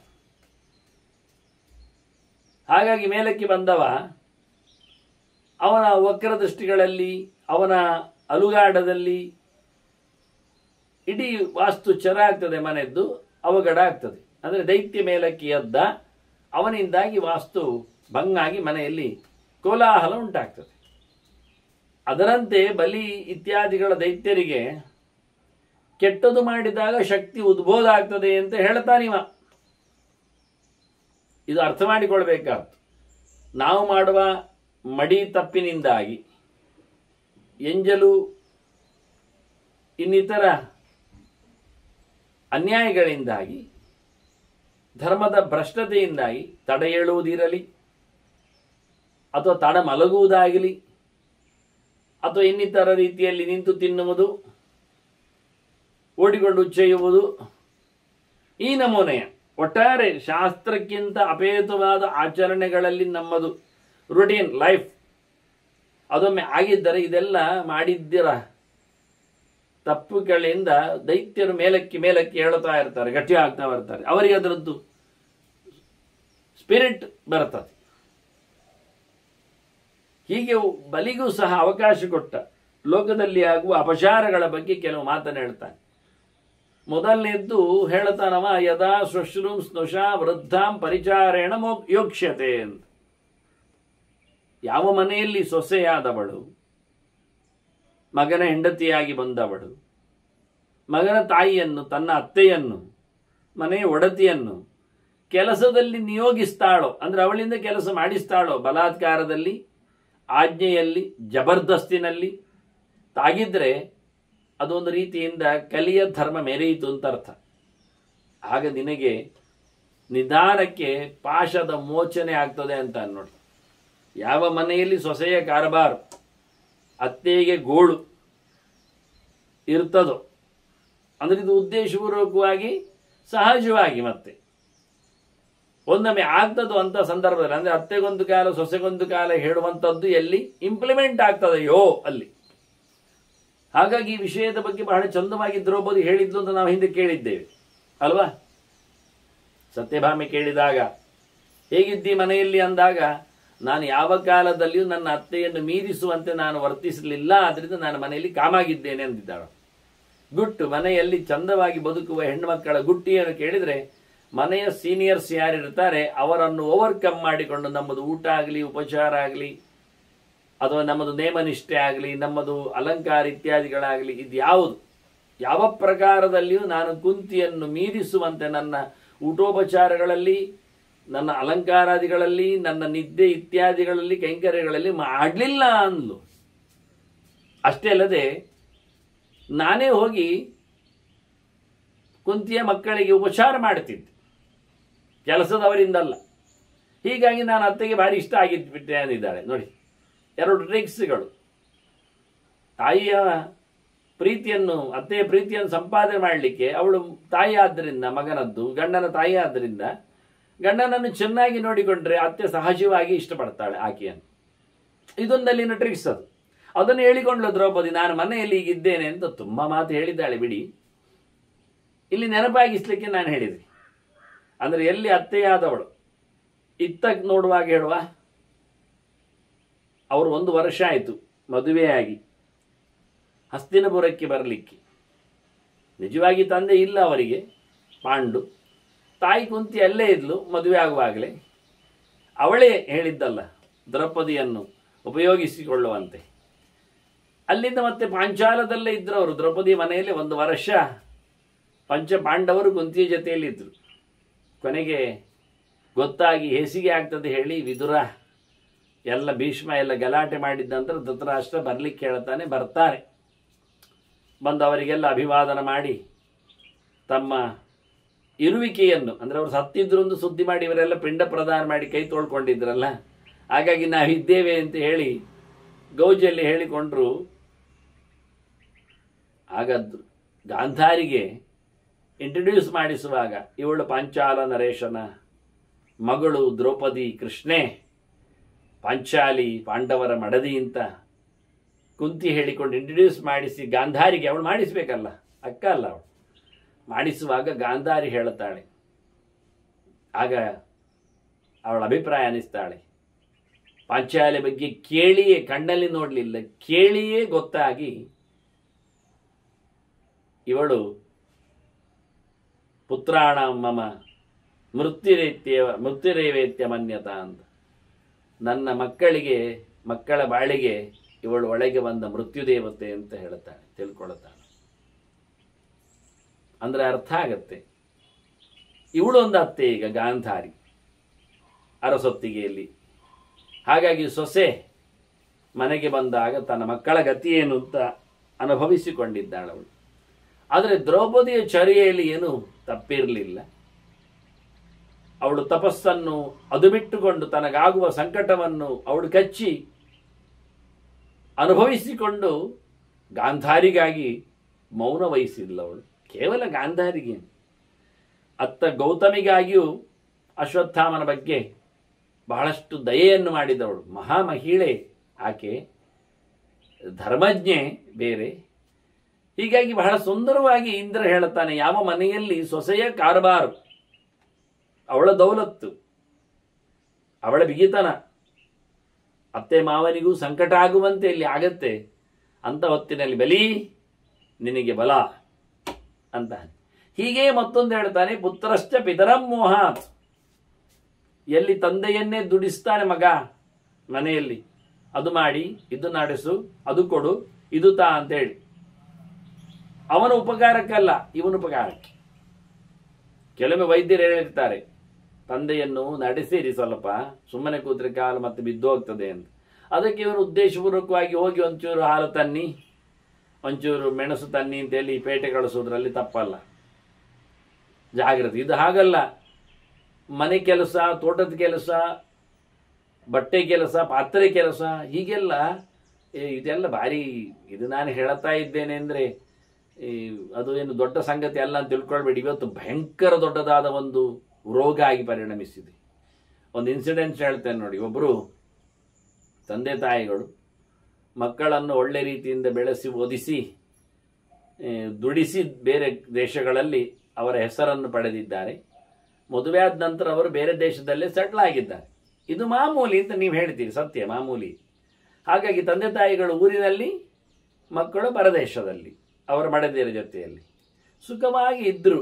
ಆದರೆ 1-2 ವರ್ಷದ ನಂತರ ಆ ಸುಖಕ್ಕೆ ಮತ್ತೊಂದು ಸೇರಿತು. ಏನು ಅಂದರೆ ಮಕ್ಕಳಾಯ್ತು ಅವರಿಗೆ. ಮಕ್ಕಳಾದ ತಕ್ಷಣ ಈಗ ಅವರಿಗೆ ಅಲ್ಲಿ ಹೆಂಡತಿ ಗಂಡನಿಗೆ ಇಬ್ಬರಿಗೂ ಕೆಲಸ ಇರ್ತದೆ ಅಥವಾ ಒತ್ತಡ ಇರ್ತದೆ. ಮಕ್ಕಳನ್ನು ನೋಡಿಕೊಳ್ಳಿಕ್ಕೆ ಯಾರು ಈಗ ಕರೆದರು ದೇಶದಿಂದ ಸಂಸ್ಕೃತಿಯನ್ನು ನಮ್ಮ ಮಕ್ಕಳಿಗೆ ಬೆಳೆಸಲಿಕ್ಕೆ, ಓ ನಮ್ಮ ತಂದೆ ತಾಯಿಯರೇ ಬಂದು ಬಿಡಿ ಅಂತ. ಎಲ್ಲಿ ಬರಲಿಕ್ಕೆ ಆಗ್ತದೆ ಅವರಿಗೆ? ಎಷ್ಟು ದಿನ ಅಂತ ಬರಲಿಕ್ಕೆ ಬರ್ತದೆ? ಕೊನೆಗೇನೋ ನಿಭಾಯಿಸಿಕೊಂಡು ಸುಧಾರಿಸಿಕೊಂಡು ಒಬ್ಬರು ಹೋಗುವುದು ಅಂತ ಕೊನೆಗೆ ಒತ್ತಾಯಕ್ಕೆ ಮಾಡಿದ್ದು ಹೋಗ್ತಾರೆ. ಯಾವುದೋ ಮಗನದ್ದೋ ಯಾವುದೋ ಅತ್ತಿಗೆದ್ದೋ ಅಲ್ಲ ಸೊಸೆಯದ್ದೋ ಒತ್ತಾಯಕ್ಕೆ ಇವರು ಹೋಗ್ತಾರೆ ಒಬ್ಬರು. ಹೀಗೆ ತಂದೆ ಹೋಗ್ತಾನೆ, ಇಲ್ಲಿ ತಾಯಿ ಒಟ್ಟಿಯಾಗಿ ಮನೆಯನ್ನು ನಡೆಸ್ತಾಳೆ. ಅಂದರೆ ಮಕ್ಕಳು ಏನು ಮಾಡ್ತಾರೆ, ಕೊನೆ ಹೊತ್ತಿನಲ್ಲಿ ತಂದೆ ತಾಯಿಗಳನ್ನು ಬೇರೆ ಮಾಡ್ತಾರೆ. ಇವಾಗ ಕೊರಗ್ತಾ ಇರ್ತಾನೆ ಇಲ್ಲಿ, ಅಲ್ಲಿ ಅವರು ಕೊರಗ್ತಾ ಇರ್ತಾಳೆ. ಆದರೆ ಅವರಿಗೆ ಬೇಕಾದ ಮಕ್ಕಳಿಗೆ ಏನಂದ್ರೆ ತಮ್ಮ ಸಣ್ಣ ಮಕ್ಕಳನ್ನು ನೋಡಿಕೊಳ್ಳಲಿಕ್ಕೆ ಜನ. ಇದನ್ನೇ ಹೇಳಿದ್ದವ, ಪುತ್ರಶ್ಚ ಪಿತರಂ ಮೋಹಾತ್, ತನ್ನ ಮೇಲಿನ ಅಭಿಮಾನದಿಂದ, ಮೋಹದಿಂದ, ಪ್ರೀತಿಯಿಂದ ತನ್ನ ಮಕ್ಕಳನ್ನು ನೋಡಿಕೊಳ್ಳಲಿಕ್ಕೆ ತನ್ನ ಅಪ್ಪನನ್ನು ತನ್ನ ಅಮ್ಮನನ್ನು ಯಾವತ್ತು ದುಡಿಸಿಕೊಳ್ಳುತ್ತಾನೆ, ಸಿಕ್ಕಿಸಿ ಆಗ್ತಾನೆ. ಇತ್ತವರು ಬರುವಂತಿಲ್ಲ, ಬೇಕಾದಾಗ ಟಿಕೆಟ್ ಪಡೆದು ಹಬ್ಬವನ್ನು ಸಂಭ್ರಮಿಸುವಂತಿಲ್ಲ, ಕೊನೆಗೆ ಸಾಯುವಾಗಲೂ ಗೊತ್ತಿಲ್ಲ ಹೇಳಿಕೆಯಲ್ಲಿ. ಕೆಲವೊಮ್ಮೆ ಇವ ಹೋಗುದೋ ಬರೋದು, ಮತ್ತೆ ಪರ್ಯಾಯ ವ್ಯವಸ್ಥೆ ಉಂಟವರಲ್ಲಿ. 6 ತಿಂಗಳು ಅಪ್ಪ ಬರಲಿ, ನೀನು ಹೋಗು ಮನೆಗೆ. ಮತ್ತೆ ಕೆಲವೊಮ್ಮೆ ಇವನದ್ದು ಹೆಂಡತಿದ್ದು ಅಪ್ಪ ಅಮ್ಮ ಬರ್ಲಿಕ್ಕುಂಟು, ಮತ್ತೆ ಸರಿ ಮಾಡಿಕೊಂಡು. ಇದೆಲ್ಲ ತಿಂಗಳ ವ್ಯವಸ್ಥೆಗಳಲ್ಲಿ ಆಗುವಂಥದ್ದು. ಮದುವೆ ಆಗುವಾಗ ಸೀನಿಯರ್ ಸಿಟಿಸನ್ ಮನೆಯಲ್ಲಿ ಇರಬಾರ್ದು, ಸತ್ತಿರಬೇಕು. ಆದರೆ ಅವರಿಗೆ ಮಕ್ಕಳಾಗುವಾಗ ತಂದೆ ತಾಯಿಗಳು ಬಂದಿರಬೇಕು, ವಿದುಕೊಂಡಿರ್ಬೇಕು ಮನೆಯಲ್ಲಿ, ನಾಯಿಯಾಗಿ ಮಾತಾಡ್ಲಿಕ್ಕಿಲ್ಲ ಅಲ್ಲಿ. ಮತ್ತೆ ನೋಡಿಕೊಳ್ಬೇಕು. ಏನು ಗದರಿತಾಳಲ್ಲಿ ಗಂಡನ ತಾಯಿಗೆ ಮಕ್ಕಳನ್ನು ಕೇಳಿಕೊಳ್ಳೋ, ಏನದು ಕೂಗುವುದು ಎಂಥದ್ದು, ಬಾಯಿ ಮುಚ್ಚಿಸ್ಲಿಕ್ಕೇನು, ಎಂತ ಮಾಡ್ತಾ ಇದ್ದಿ, ಬಿದ್ದು ಸತ್ತಿದ್ದೇ ಇಲ್ಲಿ, ತಿನ್ಲಿಕ್ಕೆ ಬಂದ ಹೋಗುವಾಗೇ ಇಲ್ಲ, ಬಂದದ್ದು ಯಾಕೆ ಅಂತ ಬೈಗಳು ಪ್ರತಿನಿತ್ಯ. ಎಲ್ಲ ವಿಚಿತ್ರ. ಇದು 2 ಮಾತುಗಳು ಕ್ಲಬ್ ಆಗ್ತವೆ ಇಲ್ಲಿ. ಸೊಸೆಯಾದವಳು ಅತ್ತೆಯನ್ನು ವಿರೋಧಿಸುವ ಬಗೆ, ಮಗನಾದವ ತಂದೆ ತಾಯಿಗಳನ್ನು ದುಡಿಸಿಕೊಳ್ಳುವ ರೀತಿ, ಇದೆರಡನ್ನು ಬಹಳ ವಿಶಿಷ್ಟವಾಗಿ ನಮ್ಮ ಇವತ್ತಿನ ದುಷ್ಟ ಸಮಾಜದೆಡೆಗೆ ಕಣ್ಣು ಹಾಯಿಸುವಂತೆ ಬಲಿಯ ಬಲಾಧಾನದ ಚಿಂತನೆಯನ್ನು ಇಂದ್ರ, ಅವ ಕರ್ಮದ ದೇವತೆ ಬೇರೆ, ಅದಕ್ಕಾಗಿ ಹೇಳ್ತಾ ಇದ್ದಾನೆ ಆಗುವ ಕಥೆ ಎಲ್ಲಿ ಉಂಟು ಅಂತ. ಕೈ ಮೀರುವ ಕಥೆ ಇದು ತನ್ನದು ಅಂತ ಹೇಳಿಕೊಳ್ಳಿಕ್ಕೆ. ಮತ್ತೊಂದು ಹೇಳ್ತಾನೆ, ಬ್ರಾಹ್ಮಣೈ ಕಾರಯಿಷ್ಯಂತಿ ವೃಷಣಾಹ ಪಾದಧಾವನಂ. ಮತ್ತೊಂದು ಸಂಗತಿ ಹೇಳ್ತಾನೆ, ನಿನ್ನ ಪಾಶ ಹರಿಲಿಕ್ಕೆ ಇದು ಒಂದು ಮುಖ ಉಂಟು. ಯಾಕೆ ಅಂದರೆ ಯಾರು ಒಳ್ಳೆಯವರಿಂದ ತಮ್ಮ ಕಾಲು ತೊಳಿಸಿಕೊಳ್ಳುತ್ತಾರೋ ಆವತ್ತು ಅಂತ. ಜ್ಞಾನಿಗಳಿಂದ, ತಿಳಿದವರಿಂದ, ಉತ್ತಮರಿಂದ, ಯಾರು ನೀಚನಾದವ, ಕೆಟ್ಟವ, ಹೇಸಿಗೆಯವ, ಯಾರ್ಯಾರದ್ದು ಅನ್ನ ನೀರು ತಿಂದು ಬದುಕಿದವ, ಅಂಥವರಿಂದ ತನ್ನ ಕೆಲಸ ಮಾಡಿಸಿಕೊಳ್ಳುತ್ತಾನೋ. ಶಬರತ್ತಿ ನೀಚ ಸೇವನಂ ಅಂತ ಭಾಗವತ ವೃತ್ತಿಯ ಚಿಂತನೆಯಲ್ಲಿ ಹೇಳುವಾಗ ಹೇಳುತ್ತದೆ. ನಾಯಿ ಬಾಳು ಮಗನೇ, ಅದು ಯಾವುದು ಕೇಳಿದರೆ ನಿನಗಿಂತ ಕಳಪೆಯವನ ಕಡ್ಡೆಯಲ್ಲಿ ನೀನು ಕೆಲಸ ಮಾಡ್ತಾ ಸಂಬಳಕ್ಕೆ ಕೂತದ್ದು ಅಂತ ಹೇಳ್ತಾರೆ. ಮತ್ತೇನು ಮಾಡಬೇಕಿತ್ತು ಅಂದರೆ, ಏನು ಮಾಡಬೇಕು ಅಂದರೆ ತಿನ್ನಬೇಕಲ್ವ, ಬದುಕಬೇಕಲ್ಲ. ಯಾರೋ ಏನೋ ಗದ್ದೆ ಕಟಾವು ಮಾಡಿದ ನಂತರ ಹಕ್ಕಿ ಎಲ್ಲ ಹೊತ್ಕೊಂಡು ಹೋಗ್ತದ, ಹೊತ್ತಿನಲ್ಲಿ ನೀನು ಹೋಗಿ ಒಂದಿಷ್ಟು ಕೂಡು ಹೊತ್ತುತ್ತಾ ತಿನ್ನು, ಸಾಕು, ಬದುಕು. ಇದು ಚಂದವಾದ ವೃತ್ತಿ ಅಂತಾರೆ. ಇದು ದ್ರೋಣ ಎಲ್ಲ ಮಾಡ್ತಿದ್ದ. ಇಂಥದ್ರಲ್ಲಿ ಒಬ್ಬ ಮಾಡಿ ಅದರಲ್ಲಿ ಕಾಳೆತ್ತಿಕೊಂಡು ತಂದು ಉಡಿ ಮಾಡಿ ಇಟ್ಟು ಮಾಡಿ ಅದರಲ್ಲಿ ಪಿಂಡ ಹಾಕಿ ಪಿತೃಗಳಿಗೆ ಭಾರಿ ಗಮ್ಮತ್ತು ಔತಣ ಕೊಟ್ಟಿದ್ದ ಅಂತ ತಮಾಷೆ ಮಾಡಿದ್ದು ಕತೆ ಕೇಳ್ತೇವೆ ನಾವು. ತಮಾಷೆ ಅಂದ್ರೆ ವಾಸ್ತವವೇ ಅವನು ಮಾಡಿದ್ದು. ಇದು ದೊಡ್ಡ ವಿಷಯ. ಹಾಗಾಗಿ ಒಳ್ಳೆ ಬದುಕು ಕೇಳಿದ್ರೆ ಇದು, ಅದು ಎಲ್ಲರಿಗೆ ಆಗ್ತದ, ಹೇಗೆ ಆಗ್ತದೆ? ಹೌದು, ಅದಕ್ಕೊಂದು ತುಂಬ ಧೈರ್ಯವೂ ಬೇಕು. ಬಹಳ ಕಾಲ ಬದುಕುವುದು ಕಷ್ಟವ. ಉಪವಾಸ ಇರಬೇಕು. ಯಾಕೆ ಯಾವತ್ತೂ ಏನೋ ಅಡಿಗೆ ಮಾಡ್ತಾ ಅಂದರೆ ಗದ್ದೆ ಕೆಲಸ ಮಾಡ್ತಾರೆ, ಹಾಗೆಲ್ಲ ಎಲ್ಲಿಂದೆ ನೀರು ಬಿದ್ದಾಗ ಮಾತ್ರ. ವರ್ಷಕ್ಕೆ ಒಂದೆರಡು ಬೆಳೆ, 3-4 ಬೆಳೆ ಆಗುವುದಿಲ್ಲ. ಹಾಗಾದ್ರೆ ಒಂದು ಕೆಲಸ ಮಾಡುವ, ಯಾರಾದರೂ ತಂದು ಕೊಟ್ಟರೆ ತಿನ್ನುವುದು ಅಂತ. ಯಾರು ಕೊಡ್ತಾರೆ? ಎಷ್ಟು ಸಮಯ ಕೊಡ್ತಾರೆ? ಇದು ಕಷ್ಟವೇ. ನಾವು ಹೇಳಬೇಕು, ಎಲ್ಲಿದು ತೊಡುವುದಿಲ್ಲ ನಾವು, ಯಾರ ಹತ್ರ ನಮ್ಮದಲ್ಲಿ ಇಲ್ಲ, ಯಾರಾದರೂ ಯಾವತ್ತಾದರೂ ಹೇಗಾದರೂ ತಂದು ಕೊಡಿ ಅಂತ. ಇದು ನಾಚೆ, ಇದು ಮತ್ತೆ ಬೇಡಿದಾಗ ಆಯ್ತು. ಬೇಡಿದ್ರೆ ಅದು 3ನೇದು ವೃತ್ತಿ ಆಯ್ತು. ದಿನ ನಟ್ಟುವುದು, ತಂದಿಟ್ಕೊಳ್ಳಿಕ್ಕಿಲ್ಲ, ಸ್ಟೋರೇಜ್ ಇಲ್ಲ, ದಿನ ಕೈ ಹಿಡಿಯುವುದು, ಕೊಟ್ಟ ತಿನ್ನು, ಪರವಾಗಿಲ್ಲ. ಇದು ಮಾಡಬಹುದು. ಆದರೆ ಎಲ್ಲರೂ ಇದೇ ಮಾಡಿದರೆ ಮತ್ತೆ ಕೊಡುವವರು ಯಾರು? ಅದು ಸತ್ಯವೇ ಅಲ್ಲ. ಊರು ತುಂಬ ಬೇಡುವವರೇ ಆದರೆ ಊರಿನಲ್ಲಿ ಪ್ರತಿಯೊಬ್ಬನ ಮನೆಯಲ್ಲಿ ಇದ್ದಾನೆ ಬಿದ್ದುಕೊಳ್ಳಿಕ್ಕೆ, ಮತ್ತೆ ತಿನ್ನಲಿಕ್ಕೆ ಇನ್ನೊಂದು ಕಡೆ ಹೋಗುದು, ಕೈ ಹಿಡಿಲಿಕ್ಕೆ. ಇದು ಯಾರ ಮನೆ ಯಾರು ಹೋಗುದು? ಈಗ ಆಗಲಿಲ್ಲ, ಇದು ಆಗಲಿಲ್ಲ, ದಿನ ಬೇಡುವುದು ಆಗಲಿಲ್ಲ. ಹಾಗಾದರೆ ದುಡಿಯುವುದು ಅದೇ, ಎಲ್ಲಿ? ನಿನ್ನ ಮನೆಯಲ್ಲಿ ನೀನು ದುಡಿಯುವುದು, ನಿನ್ನ ಕೈ ತೋಟದಲ್ಲಿ ನೀನು ಕಾಯಿ ಪಲ್ಯ ಮಾಡೋದು, ನಿನಗೆ ಬೇಕಾದ್ರೆ ನೀನೇ ತಿನ್ನೋದು ತಯಾರಿಸಿ. ಇದು ಒಳ್ಳೆ. ಇದು ಮಾಡಿದರೆ ಒಂದು ತಪ್ಪಾಗ್ತದೆ. ಏನಂದರೆ ಮನೆ ಮಂದಿಗೆಲ್ಲ ಸೊಂಟ ಮುರಿತದೆ, ಕೈಕಾಲುಗಳು ಸಿಡಿದು ಹೋಗ್ತವೆ, ನೆಲದಲ್ಲಿ ಹುಳ ಹುಪ್ಪಟೆಗಳು ಚಚ್ಚಿ ಆಗ್ತವೆ, ಸತ್ತು ಹೋಗ್ತವೆ. ಒಂದು ದೊಡ್ಡ ಹಿಂಸೆಯ ಕಾಂಡ. ಆದರೂ ತಿನ್ನಬೇಕಲ್ಲ, ಮನೆ ಮಂದಿಗೂ ತಿನ್ನಬೇಕು, ಇವನು ತಿನ್ನಬೇಕಲ್ಲ. ಒಟ್ಟು ಸೇರಿಕೊಂಡು ಅವರವರ ಕೆಲಸ ಅವರವರ ಮನೆ ಮಂದಿಯಲ್ಲಿ ಮಾಡಿ ಗುದ್ದಲಿ ಹಾರಿ ಹಿಡ್ಕೊಂಡು ಕೈಕಾಲು ಮುರಿದುಕೊಂಡು ಮಾಡುವಂಥ. ಇದು ಬಹಳ ಸಮಯ ಉಳಿಯುವುದಿಲ್ಲ ಮನುಷ್ಯ. ಯಾಕೆ? ಕೈಕಾಲೆಲ್ಲ ಸೀದು ಹೋಗಿರ್ತದೆ ಅವನನ್ನು. ಇನ್ನೊಂದು ಮಾಡ್ಬೋದು. ಹಾಗಾದರೆ ಎಂಥದ್ದು? ವ್ಯಾಪಾರ. ಭಾರಿ ಖುಷಿ. ವ್ಯಾಪಾರಕ್ಕೆ ಇನ್ವೆಸ್ಟ್ ಆ್ಯಂಡ್ ಗೆಟ್ ಅಂತ ಹೇಳಿದ ಹಾಗೆ ಮೊದಲು ಕಡ ತಗೊಳ್ಳುವುದು ಮಾಡ್ತಾ ಇದ್ದಾನೊಬ್ಬ. ಬಹಳ ಚೆನ್ನಾಗಿದೆ ಅವನ ವೃತ್ತಿ, ನಾನು ಹೇಳುತ್ತೇನೆ. ಅವನು ಒಳ್ಳೆ ಹುಡುಗ ಆ ಲೆಕ್ಕದಲ್ಲಿ.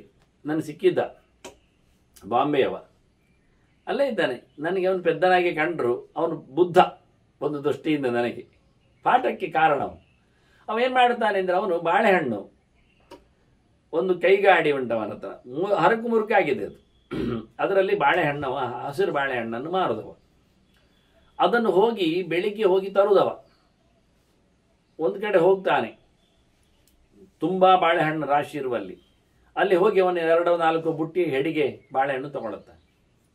ಅವರು ಒಂದು ಪುಸ್ತಕದಲ್ಲಿ ಬರೀತಾರೆ, ಒಂದಿಷ್ಟು ರೂಪಾಯಿ ಆಯಿತು, ಒಂದು 2,000-4,000 ಏನೋ ಅದೊಂದು ಲೆಕ್ಕ ಉಂಟು, ಅಷ್ಟು ಕೊಟ್ಟಿದ್ದೇನೆ, ಅಷ್ಟೊಂದು ಆಯಿತು. ಇವ ಬಾಳೆಹಣ್ಣು ಹಾಕ್ಕೊಂಡು ಗಾಡಿಯನ್ನು ದುಡ್ಕೊಂಡು ಬರುವುದು. ಬರುವಾಗ ದಾರಿಯಲ್ಲಿ ಯಾರೋ ಕೆಲವರೆಲ್ಲ ತಗೊಳ್ಳುತ್ತಾರೆ, ಕೊಡ್ತಾನೆ. ಬರ್ತಾ ಬರ್ತಾ ಅವನು ದೊಡ್ಡ ಕಾರ್ಖಾನೆ ಪಕ್ಕದಲ್ಲಿ ಬರ್ತಾನೆ. ಕಾರ್ಖಾನೆ ಪಕ್ಕದಲ್ಲಿ ಅವನಿಗೆ ಬರುವಾಗ ಅಲ್ಲಿಗೆ ಸುಮಾರಾಗಿ 10 ಗಂಟೆ ಆಗಿಬಿಡುತ್ತದೆ. ಆಗ ಕೆಲವರು ಕಾರ್ಖಾನೆ ಹೋಗುವವರೆಲ್ಲ ಅವನ ಹತ್ರ ಕೆಲವು ಬಾಳೆಹಣ್ಣು ತಗೊಳ್ಳುತ್ತಾನೆ. ಮತ್ತು ಮಧ್ಯದಲ್ಲಿ ಬ್ರೇಕ್ ಆಗ್ತದೆ ಕಾರ್ಖಾನೆಯಲ್ಲಿ, 1 ಗಂಟೆಗೆ ಊಟಕ್ಕೆ ಬಿಡುತ್ತಾರೆ. ಆ ಹೊತ್ತಿನಲ್ಲಿ ಕೆಲವರು ಇವನು ಹೊರಗೆ ಬಂದು ಗೇಟಿನ ಹೊರಗೆ ಬಂದು ಇವನಲ್ಲಿ ಕೆಲವು ಬಾಳೆಹಣ್ಣು ತಗೊಳ್ತಾರೆ, ಅಲ್ಲೇ ಇರ್ತಾನವ. ಮತ್ತೆ ಸಂಜೆ ಮತ್ತೆ ಪುನಃ ಯಥಾ ಪ್ರಕಾರ 4-5 ಗಂಟೆಗೆ ಮತ್ತೆ ಅದೇ ಕಾರ್ಖಾನೆಯ ಹೊರಗೆ ಬಂದವರು ಇವನ ಹತ್ರ ಕೆಲವು ಬಾಳೆಹಣ್ಣು ತಗೊಂಡು ತಿಂತಾರೆ. ಕೊನೆಗೆ ಇವನದ್ದು ಗಾಡಿ ಉಳಿದ್ರೆ ಉಳಿತು, ಇಲ್ಲ ಆದರೆ ಇಲ್ಲ, ದೂಡಿಕೊಂಡು ಮತ್ತೆ ವಾಪಸ್ಸು ಆ ಶೇಟ್ನಲ್ಲಿ ಬರ್ತಾನೆ. ಅವನೇನು ಬೆಳಿಗ್ಗೆ ತಗೊಂಡಿದ್ದಾನೆ ದುಡ್ಡು ಅದನ್ನು ಅವನಿಗೆ ವಾಪಸ್ ಕೊಡುತ್ತಾನೆ. ಮಿಗತೆ ಉಳಿದದ್ದನ್ನು ತನ್ನ ಕಿಸೆಯಲ್ಲಿ ಇಟ್ಕೊಳ್ತಾನೆ. ಈ ನಡುವೆ ಕಾರ್ಖಾನೆಯಲ್ಲಿ ಬ್ರೇಕಿನ ಹೊತ್ತಿನ ಮೊದಲಿಗೆ ಅವನು ಅಲ್ಲೇ ಪಕ್ಕದ ಒಂದು ಮೆಸ್ಸಲ್ಲಿ ಊಟ ಮಾಡಿ ಮುಗಿಸಿರ್ತಾನೆ. ಮತ್ತೆ ಸಂಜೆ ಹೊತ್ತಿನಲ್ಲಿ ಉಳಿದ ದುಡ್ಡನ್ನು ತಗೊಂಡೋಗಿ ಮನೆಗೆ ಒಪ್ಪಿಸ್ತಾನೆ. ಮನೆಯಲ್ಲಿ ಅವನ ತಾಯಿ ಇದ್ದಾನೋ, ಹೆಂಡತಿ ಇದ್ದಾಳೋ, ಮಕ್ಕಳಿದ್ದಾರೋ, ಎಷ್ಟು ಜನ ಏನು ಕೇಳಲಿದ್ದೇ ಇಲ್ಲ ನಾನು. ಅಲ್ಲೇ ಮುಗಿದೋಯ್ತು ಇವನ ಕೆಲಸ. ಮರುದಿನ ಯಥಾ ಪ್ರಕಾರ ಮತ್ತೆ ಆ ಮುರುಕು ಗಾಡಿಯನ್ನು ದೂಡಿಕೊಂಡು ಬಂದ, ಶೇಟಲ್ಲಿ ಹೋದ, ಒಂದಿಷ್ಟು ಕಡ ತಗೊಂಡ ಬಾಳೆಹಣ್ಣು, ಸಂಜೆ ಹೊತ್ತಿನಲ್ಲಿ ವ್ಯಾಪಾರ ಮುಗಿಸಿ ಅವನಿಗೆ ಬಿಡಬೇಕು ಅದನ್ನು ಕೊಟ್ಟ, ಮಿಗತೆಯನ್ನು ತನ್ನ ಮನೆಯಲ್ಲಿ ಹಾಕಿಕೊಂಡ. ಒಂದು ಚೂರು ಉಳಿತಾಯದ ಯೋಚನೆ ಆಗಲಿ, ಅದಕ್ಕಿಂತ ಮೇಲಿನಾಗಲಿ, ಇಂಥದ್ದೊಂದು 10-25 ವರ್ಷದವರೆಗೆ ನಾನು ಅವನನ್ನು ಪರೀಕ್ಷಿಸಿದ್ದೇನೆ. ಡ್ಯೂಟಿ ಅವನು ಇದು ಮಾಡು ಅಂದ. ಸತ್ಯಾನತಂತು ವಾಣಿಜ್ಯ, ವ್ಯಾಪಾರ ಮಾಡಿಯಪ್ಪ, ಟ್ಯಾಲೆಂಟ್, ವ್ಯಾಪಾರದ ಟ್ಯಾಲೆಂಟ್. ಹೌದು ನೋಡಿ, ಅವ ತಗೊಂಡೆ ಹೇಳಿದ್ರಿ ನೀವು, ಹೌದು. ಮಾರಿದ ಹೇಳಿದ್ರಿ, ಹೌದು. ಮತ್ತೆ ವಾಪಸ್ ಕೊಟ್ಟ ದುಡ್ಡನ್ನು ಹೇಳಿದ್ರಿ, ಸರಿ. ಮತ್ತೆ ಮಿಗತೆ ಉಳಿಸಿದ ಒಂಚೂರು ಮನೆಗೆ ಇಲ್ಲಿಟ್ಟು ಹೇಳಿದ್ರಿ ಅಲ್ಲ, ಅದೇನೋ ಸ್ವಲ್ಪ ಮೋಸ ಮಾಡಿದ್ದಲ್ಲ ಈಗ. ಹೌದು, ಮೋಸವೇ ಮಾಡಿದ್ದು ಮತ್ತೆಂದು. ಅವನು ಒಟ್ಟು ಹೋಲ್ಸೇಲ್ ತಗೊಳ್ಳುವಾಗ ಒಂದು 5,000 ತಗೊಂಡಿದ್ರೆ ಇವನು ರಿಟೇಲ್ ಮಾರಿದಾಗ 8,000 ಮಾಡಿದ್ದಾನೆ. ಅದು ಏನಾಯ್ತು? ಆ 3,000 ಉಳೀತವನಿಗೆ. ಅವನ ಬದುಕಿನ ಖರ್ಚು ದಿನದ್ದು ಮಾಡಿಕೊಂಡವ. ನಿನಗೆ 3,000 ದುಡಿತಾನೆ ನೋಡಿ ಅವ, 3,000-2,000 ದುಡಿತಾನವ ಫ್ರೀಯಾಗಿ. ಅವನು ಕೆಲವು ಕಾರ್ಖಾನೆಯನ್ನು ಬಹಳ ಚೆನ್ನಾಗಿ ನೋಡಿಕೊಂಡಿದ್ದಾನೆ. ಮಧ್ಯಾಹ್ನದೊಂದು ಕಾರ್ಖಾನೆ, ಸಂಜೆಗೊಂದು ಕಾರ್ಖಾನೆ ಚೇಂಜ್ ಮಾಡ್ತಾನೆ ಹೋಗಿ ಆಚೆ ಈಚೆ. ಫ್ಯಾಕ್ಟ್ರಿಯವರು ಚೆನ್ನಾಗಿ ಅವನಲ್ಲಿ ಅವರ ಒಳಗಿನ ಕಾರ್ಬನ್ಗಳ ಹೋಗ್ಲಿಕ್ಕೋಸ್ಕರ ಈ ಬಾಳೆಹಣ್ಣು ಥೆರಪಿ ಮಾಡುತ್ತಾರೆ. ಅವರು ಚೆನ್ನಾಗಿದ್ದಾರೆ, ಇವನು ಸಪ್ಲೈ ಮಾಡ್ತಾನೆ, ಅವರು ಚೆನ್ನಾಗಿದ್ದಾರೆ. ಮುಂದೆ ಇದು ಸುಳ್ಳು ಸತ್ಯಗಳ ಕಂತೆ, ಸರಿ ಇದೆ ತಪ್ಪಿದೆ, ಏನು ಮಾಡುದು? ಅಷ್ಟು ಜನರದ್ದು ಅವನು ಪ್ರಾರಬ್ಧ ತಿನ್ನಬೇಕು. ಅಷ್ಟು ಜನರು ಕೊಟ್ಟ 10 ಪೈಸೆ ಹೆಚ್ಚಿಗೆಯನ್ನು ಅವನು ಒಟ್ಟು ಮಾಡಿಕೊಂಡು ತಿಂತಾ ಇದ್ದ. ಇದು ಮಾಡ್ತೀಯಾ? ಇಲ್ಲ, ಯಾರತ್ತಾದರೂ ಕೆಲಸಕ್ಕೆ ಸೇರಿ ಇರುವುದು, ನಾವು ಆ ಫ್ಯಾಕ್ಟ್ರಿಯಲ್ಲಿ ಸೇರಿದಾಗ ಎಲ್ಲಿ ಇರುವುದು, ಅದೆಂಥದ್ದು? ಅದು ನೀವು ನೀಚ ಕೆಲಸ ಮಾಡಿದಾಗ ನಿಮಗಿಂತ ಉತ್ತಮನಾದ ಒಬ್ಬ ಚೇರ್ಮ್ಯಾನ್ ಆಗಿರ್ತಾನೆ, ದೊಡ್ಡ ಸಂಗತಿ ಆಗ್ತದೆ. ನಿಮ್ಮಲ್ಲಿ ನಾಯಿ ಕೆಲಸ ಮಾಡಿಸಿ ಅವನ ಕೆಲಸ ಮುಗಿಸಿ ನಿಮಗೊಂದಿಷ್ಟು ದುಡ್ಡು ಬಿಸಾಡಿ ಬಿಸ್ಕೆಟ್ ಹಾಕಿದಾಗೆ ನಾಯಿಗೆ ಮಾಂಸ ತುಂಡು ಎಸೆದಾಗೆ ಎಸೆದು ಚಪ್ಪಾಳೆ ಕೈ ತರ್ತಾನೆ. ಆದೀತ ಅಂತ ಹೀಗೆ ದೊಡ್ಡವರಿಂದ ಕೆಲಸ ಮಾಡಿಸಿಕೊಳ್ಳುವುದುಂಟಲ್ಲ, ಅದು ಅವನಿಗೂ ಹಾಳು ಇವನಿಗೂ ಹಾಳು. ಇವತ್ತು ನೋಡಿ, ರಾಜಧಾನಿಯಲ್ಲಿ ಎಷ್ಟು ಜನ ತಿಳಿದವರು, ಓದಿದವರು, ಉತ್ತಮ ಕುಲ ಸಂಜಾತರು, ಒಳ್ಳೆ ಸಂಸ್ಕೃತಿವಂತರು ಅಂಥವರೆಲ್ಲ ಲ್ಯಾಟ್ರಿನ್ಗಳನ್ನೆಲ್ಲ ತೊಳಿತಾ ಇದ್ದಾರೆ, ಆರಾಮಿದ್ದಾರೆ, ಬದುಕಬೇಕಲ್ಲ. ಇದು ಬಲಿಗೆ ಹೋಗ್ತಾ ಉಂಟು ಕ್ರೆಡಿಟ್ ಇದ್ರದ್ದು. ಅದರಿಂದ ಕಾರಣ ಹೇಳಿದ ನೋಡಿ, ಕೊನೆಗೆ ಪ್ರತಿಜ್ಞೆ ಮಾಡಿದ್ದವ, ನಾನಿನ್ನು ನನ್ನ ಕಾಲನ್ನು ನಾನೇ ತೊಳಿತೇನೆ ಅಂತ. ಮತ್ತೆ ಎಲ್ಲರೂ ಅವರ ಕಾಲ ಅವರೇ ತೊಳೆದಲ್ಲ ಅಲ್ಲ, ಇದು ಹಿಂದೆ ಎಲ್ಲ ಬೇರೊಬ್ಬರ ಕಾಲಿಗೆ ನೀರು ಹಾಕಿ ಕೆಲಸದ ನನ್ನ ಕಾಲು ತೊಳೆಯುದು ನಾನಲ್ಲ ಅಂತ. ಕಾಲು ಹೊರಗೆ ಹೋಗಿ ಬಂದದ್ದಲ್ಲ, ಎಂತ ಮೆಟ್ಟಿ ಬಂದಿದೆಯಲ್ಲ, ಅದರಿಂದ ಕಾಲನ್ನು ತೊಳಿಲಿಕ್ಕೆ ಜನ ಹಿಂದೆ. ಆ ಜನ ಅವ ಉತ್ತಮ ಮಟ್ಟದಾಗಿದ್ರೆ ಇವನ ಕಾಲಿನ ಜೊತೆಯಲ್ಲಿ ತೊಳೆದದ್ದು ಹೊರ ತೆಗಿತಾನೆ, ಪುಣ್ಯನೇ ಹೋಗುತ್ತೆ ಅವನು. ಅದರಿಂದ ತೊಳೆಸಿಕೊಳ್ಳುವುದರಲ್ಲಿ ತೊಳೆಯುವಾಗ ಅವನಿಗಿಂತ ಸಣ್ಣ ಮಟ್ಟಿನವರೇ, ಅದಕ್ಕೆ ಗುರುಗಳ ಕಾಲಿಗೆ ಶಿಷ್ಯ ಎಲ್ಲ ಹಾಕೋದು ನೀರು, ಗಂಡನ ಕಾಲಿಗೆ ಹೆಂಡತಿ ನೀರು ಹಾಕೋದು. ಈಗೆಲ್ಲದೆಲ್ಲ ಬಿಡಿ, ಹೋಗಿ ಬಿಡಿ. ಇವತ್ತು ಕಾಲು ತೊಳೆಯುವುದಿಲ್ಲ, ಕಾಲು ಎರಡನ್ನು ಎತ್ತಿಕೊಂಡು ನೆಲಕ್ಕೆ ಬಡಿದಾರು ಕೊನೆಗೆ. ಅಂದರೆ ಅಷ್ಟು ಸಮರ್ಥರಾಗಿರತಕ್ಕವರೆಲ್ಲ ಇದ್ದಾರೆ. ಈಗ ದುರ್ಗಾ ಶಕ್ತಿಯೆಲ್ಲ ಅವರಿಗೆ ಹೇಳಿಕೊಟ್ಟಿದ್ದಾರೆ. ಹಾಗಾಗಿ ಕಾಳಿ ಯೋಜನೆ ಎಲ್ಲ ಬರಲಿಕ್ಕೆ ಬಿಟ್ಟು ಈಗೆಲ್ಲ ಪೂತನಿ ಶೂರ್ಪನಖಿ ಅಂತವರೆಲ್ಲ ಮೆರಿತಾ ಇದ್ದಾರೆ. ಹಾಗಾಗಿ ಮಾತಾಡುವಂತಿಲ್ಲ ನಾವು, ಇರಲಿ ಬಿಡಿ. ಅದು ಅಂಥವನ್ನು ಹೇಳಿದ ರೀತಿ ನಮಗಿಲ್ಲಿ ತಿಳಿಬೇಕಾದ್ದು ತತ್ವ, ಹೊರತು ಮತ್ತೇನಲ್ಲ, ವ್ಯಕ್ತಿಗಳಲ್ಲ ಇಲ್ಲಿ. ಅದರಿಂದ ಕಾರಣ ನಾನಿನ್ನು ಮುಂದೆ ನಾನೇ ತೊಳ್ಕೊಳ್ತೀನಿ, ತೊಳ್ಕೊಳ್ಳೋದಿಲ್ಲ ಅಂತ ದೊಡ್ಡ ಸಂಗತಿ. ಯಾವಾಗ? ಅರ್ಜುನನ್ನು ಕೊಲ್ಲದೆ ನಾನು ಪಾದೋನ ಧಾವೆಯೇ ಅಂತಾನೆ. ಕಾಲು ತೊಳ್ಕೊಳ್ಳುವುದಿಲ್ಲ, ನಾನೇ ತೊಳ್ಕೊಳ್ಳುತ್ತೇನೆ. ಇದು ಎಲ್ಲರೂ ಹಾಗೆ ಮಾಡೋದು ದೊಡ್ಡ ಸಂಗತಿ ಇಲ್ಲ, ಹಾಗೆ ಒಂದು ಮರ್ಚಿ ದೊಡ್ಡ ಸಂಗತಿ. ಕೊನೆಗೂ ಅರ್ಜುನನನ್ನು ಅವನು ಕೊಲ್ಲಿಲ್ಲ, ಅದರಿಂದ ಕೊನೆ ಸಾಯುವವರೆಗೂ ಅವನು ಇನ್ನೊಬ್ಬರಿಂದ ಕಾಲು ತೊಳಿಸಿಕೊಳ್ಳಲಿಲ್ಲ. ಅದು ಒಳ್ಳೆಯದೇ. ಹೀಗೆ ಬಹಳ ಸುಂದರವಾಗಿ ಬಲ್ಲಿಗೆ ಸಿಗತಕ್ಕಂಥ ಭಾಷಾ ಮೋಚನೆಯ ಕೆಲವು ಘಟ್ಟಗಳನ್ನು ಉಲ್ಲೇಖ ಮಾಡುತ್ತಾ ಮತ್ತು ಹೇಳ್ತಾನೆ, ಲೋಕದಲ್ಲಿ ಆಗತಕ್ಕಂಥ ಇನ್ನೊಂದು ದುರವಸ್ಥೆ ಶೂದ್ರಾಶ್ಚ ಬ್ರಾಹ್ಮಣೀಂ ಭಾರ್ಯಾಂ ಉಪಯಾಸ್ಯಂತಿ, ಎಲ್ಲಿ ಉತ್ತಮ ಮಟ್ಟದ ಗುಣವತಿಯಾಗಿರತಕ್ಕಂತಹ ಹೆಂಗಸರನ್ನು ಕೆಟ್ಟವ, ನೀಚ, ಸಂಸ್ಕಾರ ಇಲ್ಲದವ ಇಟ್ಟುಕೊಳ್ಳುತ್ತಾನೋ, ಮದುವೆಯಾಗ್ತಾನೋ, ಮಕ್ಕಳು ಮಾಡ್ತಾನೋ ಎಲ್ಲಾದರೆ ಅತ್ಯಂತ ಹೇಸಿಕೆಯಾದ ಸಮಾಜ ಆಗ್ತದೆ. ಈ ಸಂದರ್ಭದಲ್ಲಿ ಬರತಕ್ಕ ಪಾಪದಿಂದಾಗಿಯೂ ನಿನ್ನ ಬೆಲೆ ಹೆಚ್ಚಾಗ್ತದೆ. ಅಂದರೆ ದೈತ್ಯರಿಗೆ ಏನೆಲ್ಲ ತಪ್ಪುಗಳು ಒಪ್ಪಿಗೆಯಾಗಿ ಹೋಗ್ತವೆ ಅಂತ ನೋಡಿ ಮಾಡಬಾರದು. ಅದಕ್ಕೆ ಹೇಳು, ನಾವು ಡಿವೈನ್ ಫೋರ್ಸ್ಗಳನ್ನು ಎಬ್ಬಿಸಬೇಕು ಹೊರತು ಡೆವಿಲ್ ಫೋರ್ಸ್ಗಳನ್ನಲ್ಲ. ಇದು ಮಾಡಿದಾಗ ಅಪಚಾರ, ನಾವು ತಡ ಎದ್ದರೆ ಸುತ್ತಮುತ್ತಲು ಡೆವಿಲ್ ಫೋರ್ಸ್ಗಳು ಕುಣಿಲಿಕ್ಕೆ ಶುರುವಾಗ್ತವೆ. ನಾವು ಮನೆಯಲ್ಲಿ ಶುದ್ಧವಾದಂಥ ಗಂಟೆಯ ಶಬ್ದಗಳನ್ನು, ಮಂತ್ರದ ಉಚ್ಚಾರಣೆಗಳನ್ನು ಮಾಡದಿದ್ದರೆ ಕೆಟ್ಟದಾಗಿ ಹಾಡುವುದು, ಕೆಟ್ಟದಾಗಿ ಇನ್ಸ್ಟ್ರೂಮೆಂಟ್ಸ್ಗಳ ಶಬ್ದಗಳನ್ನು ನುಡಿಸುವುದು, ಕೆಲವರ ರಿಂಗ್ ಟೋನ್ಗಳಿರ್ತವೆ ಅತ್ಯಂತ ಅಬದ್ಧವಾದದ್ದು. ಇವುಗಳಿಂದ ಡೆವಿಲ್ ಫೋರ್ಸ್ಗಳಿಗೆ ಕುಣಿತ ಶುರುವಾಗ್ತದೆ. ಇನ್ನು ನಾಳಿಂದ ಜನ ಕೇಳ್ತಾರೆ ನನಗೆ, ಇನ್ನು ಕೇಳಿಸಿಕೊಂಡು, ಆಚಾರ್ಯ ಇದು ರಿಂಗ್ ಟೋನ್ ಇರ್ಬೋದು ಹೇಗೆ? ಅದೆಲ್ಲ ಮಾಡಬೇಡಿ, ನೀವೇ ಅದನ್ನು ಪರೀಕ್ಷಿಸಿಕೊಳ್ಳಿ. ಬೆಳಿಗ್ಗೆ ಬೇಗ ಸೂರ್ಯೋದಯದಿಂದ ಮೊದಲೆದ್ದು ರಿಂಗ್ ಟೋನು ಬಾರಿಸಿ, ರಾತ್ರಿ ಕಡೆಗೆ ಬಾರಿಸಿ, ಏನು ಡಿಫರೆನ್ಸ್ ಕಾಣ್ತದೆ ಅಂತ ನೋಡಿ. ಡೆವಿಲ್ಸ್ಗಳು ನಿಮ್ಮ ಒಳಗೆ ಬಂದವೋ ಇಲ್ಲವೋ ಹೋದವೋ ಅಂತ. ಶುದ್ಧವಾದ ರಿಂಗಣಗಳನ್ನು ಬಿಟ್ಟು ಯಾವ್ಯಾವುದೋ ಯಾರ್ಯಾರದ್ದು ಹಾಡುಗಳು, ಅದಂತೂ ಇವತ್ತು ಆ ಭೂತದ ಸಿನಿಮಾ ಬರಲಿಕ್ಕೂ ಎಲ್ಲ ಕಡೆಯಲ್ಲಿ ಆ ಭೂತದ್ದೇ ಪದ್ಯಗಳ ಕೆಲವು ಟೋನುಗಳು, ಇನ್ಯಾವುದೋ ವಿಚಿತ್ರಗಳು. ಕೆಲವೊಮ್ಮೆ ಅದಾಗದಿರಲಿ ಅಂತ ಹೇಳಿಕೊಳ್ಳಿಕ್ಕೋಸ್ಕರ ಹೇಳಿದೆ. ಹೀಗೊಂದು ಅಶುದ್ಧವಾದ ಸಮಾಚಾರಗಳಿಂದಾಗಿ ನಿನಗೆ ಬೆಲೆ ಬರ್ತದೆ. ಮತ್ತು ಹೇಳ್ತಾನೆ, ವಿಯೋನಿಷು ವಿಮೋಕ್ಷಂತಿ ಬೀಜಾನಿ ಪುರುಷಾಯದ. ಅಲ್ಲಿ ಒಂದು ವ್ಯತ್ಯಾಸ ಮಾಡಿದರೆ ಇಲ್ಲಿ ಒಂದು ವ್ಯತ್ಯಾಸ ಹೇಳ್ತಾನೆ.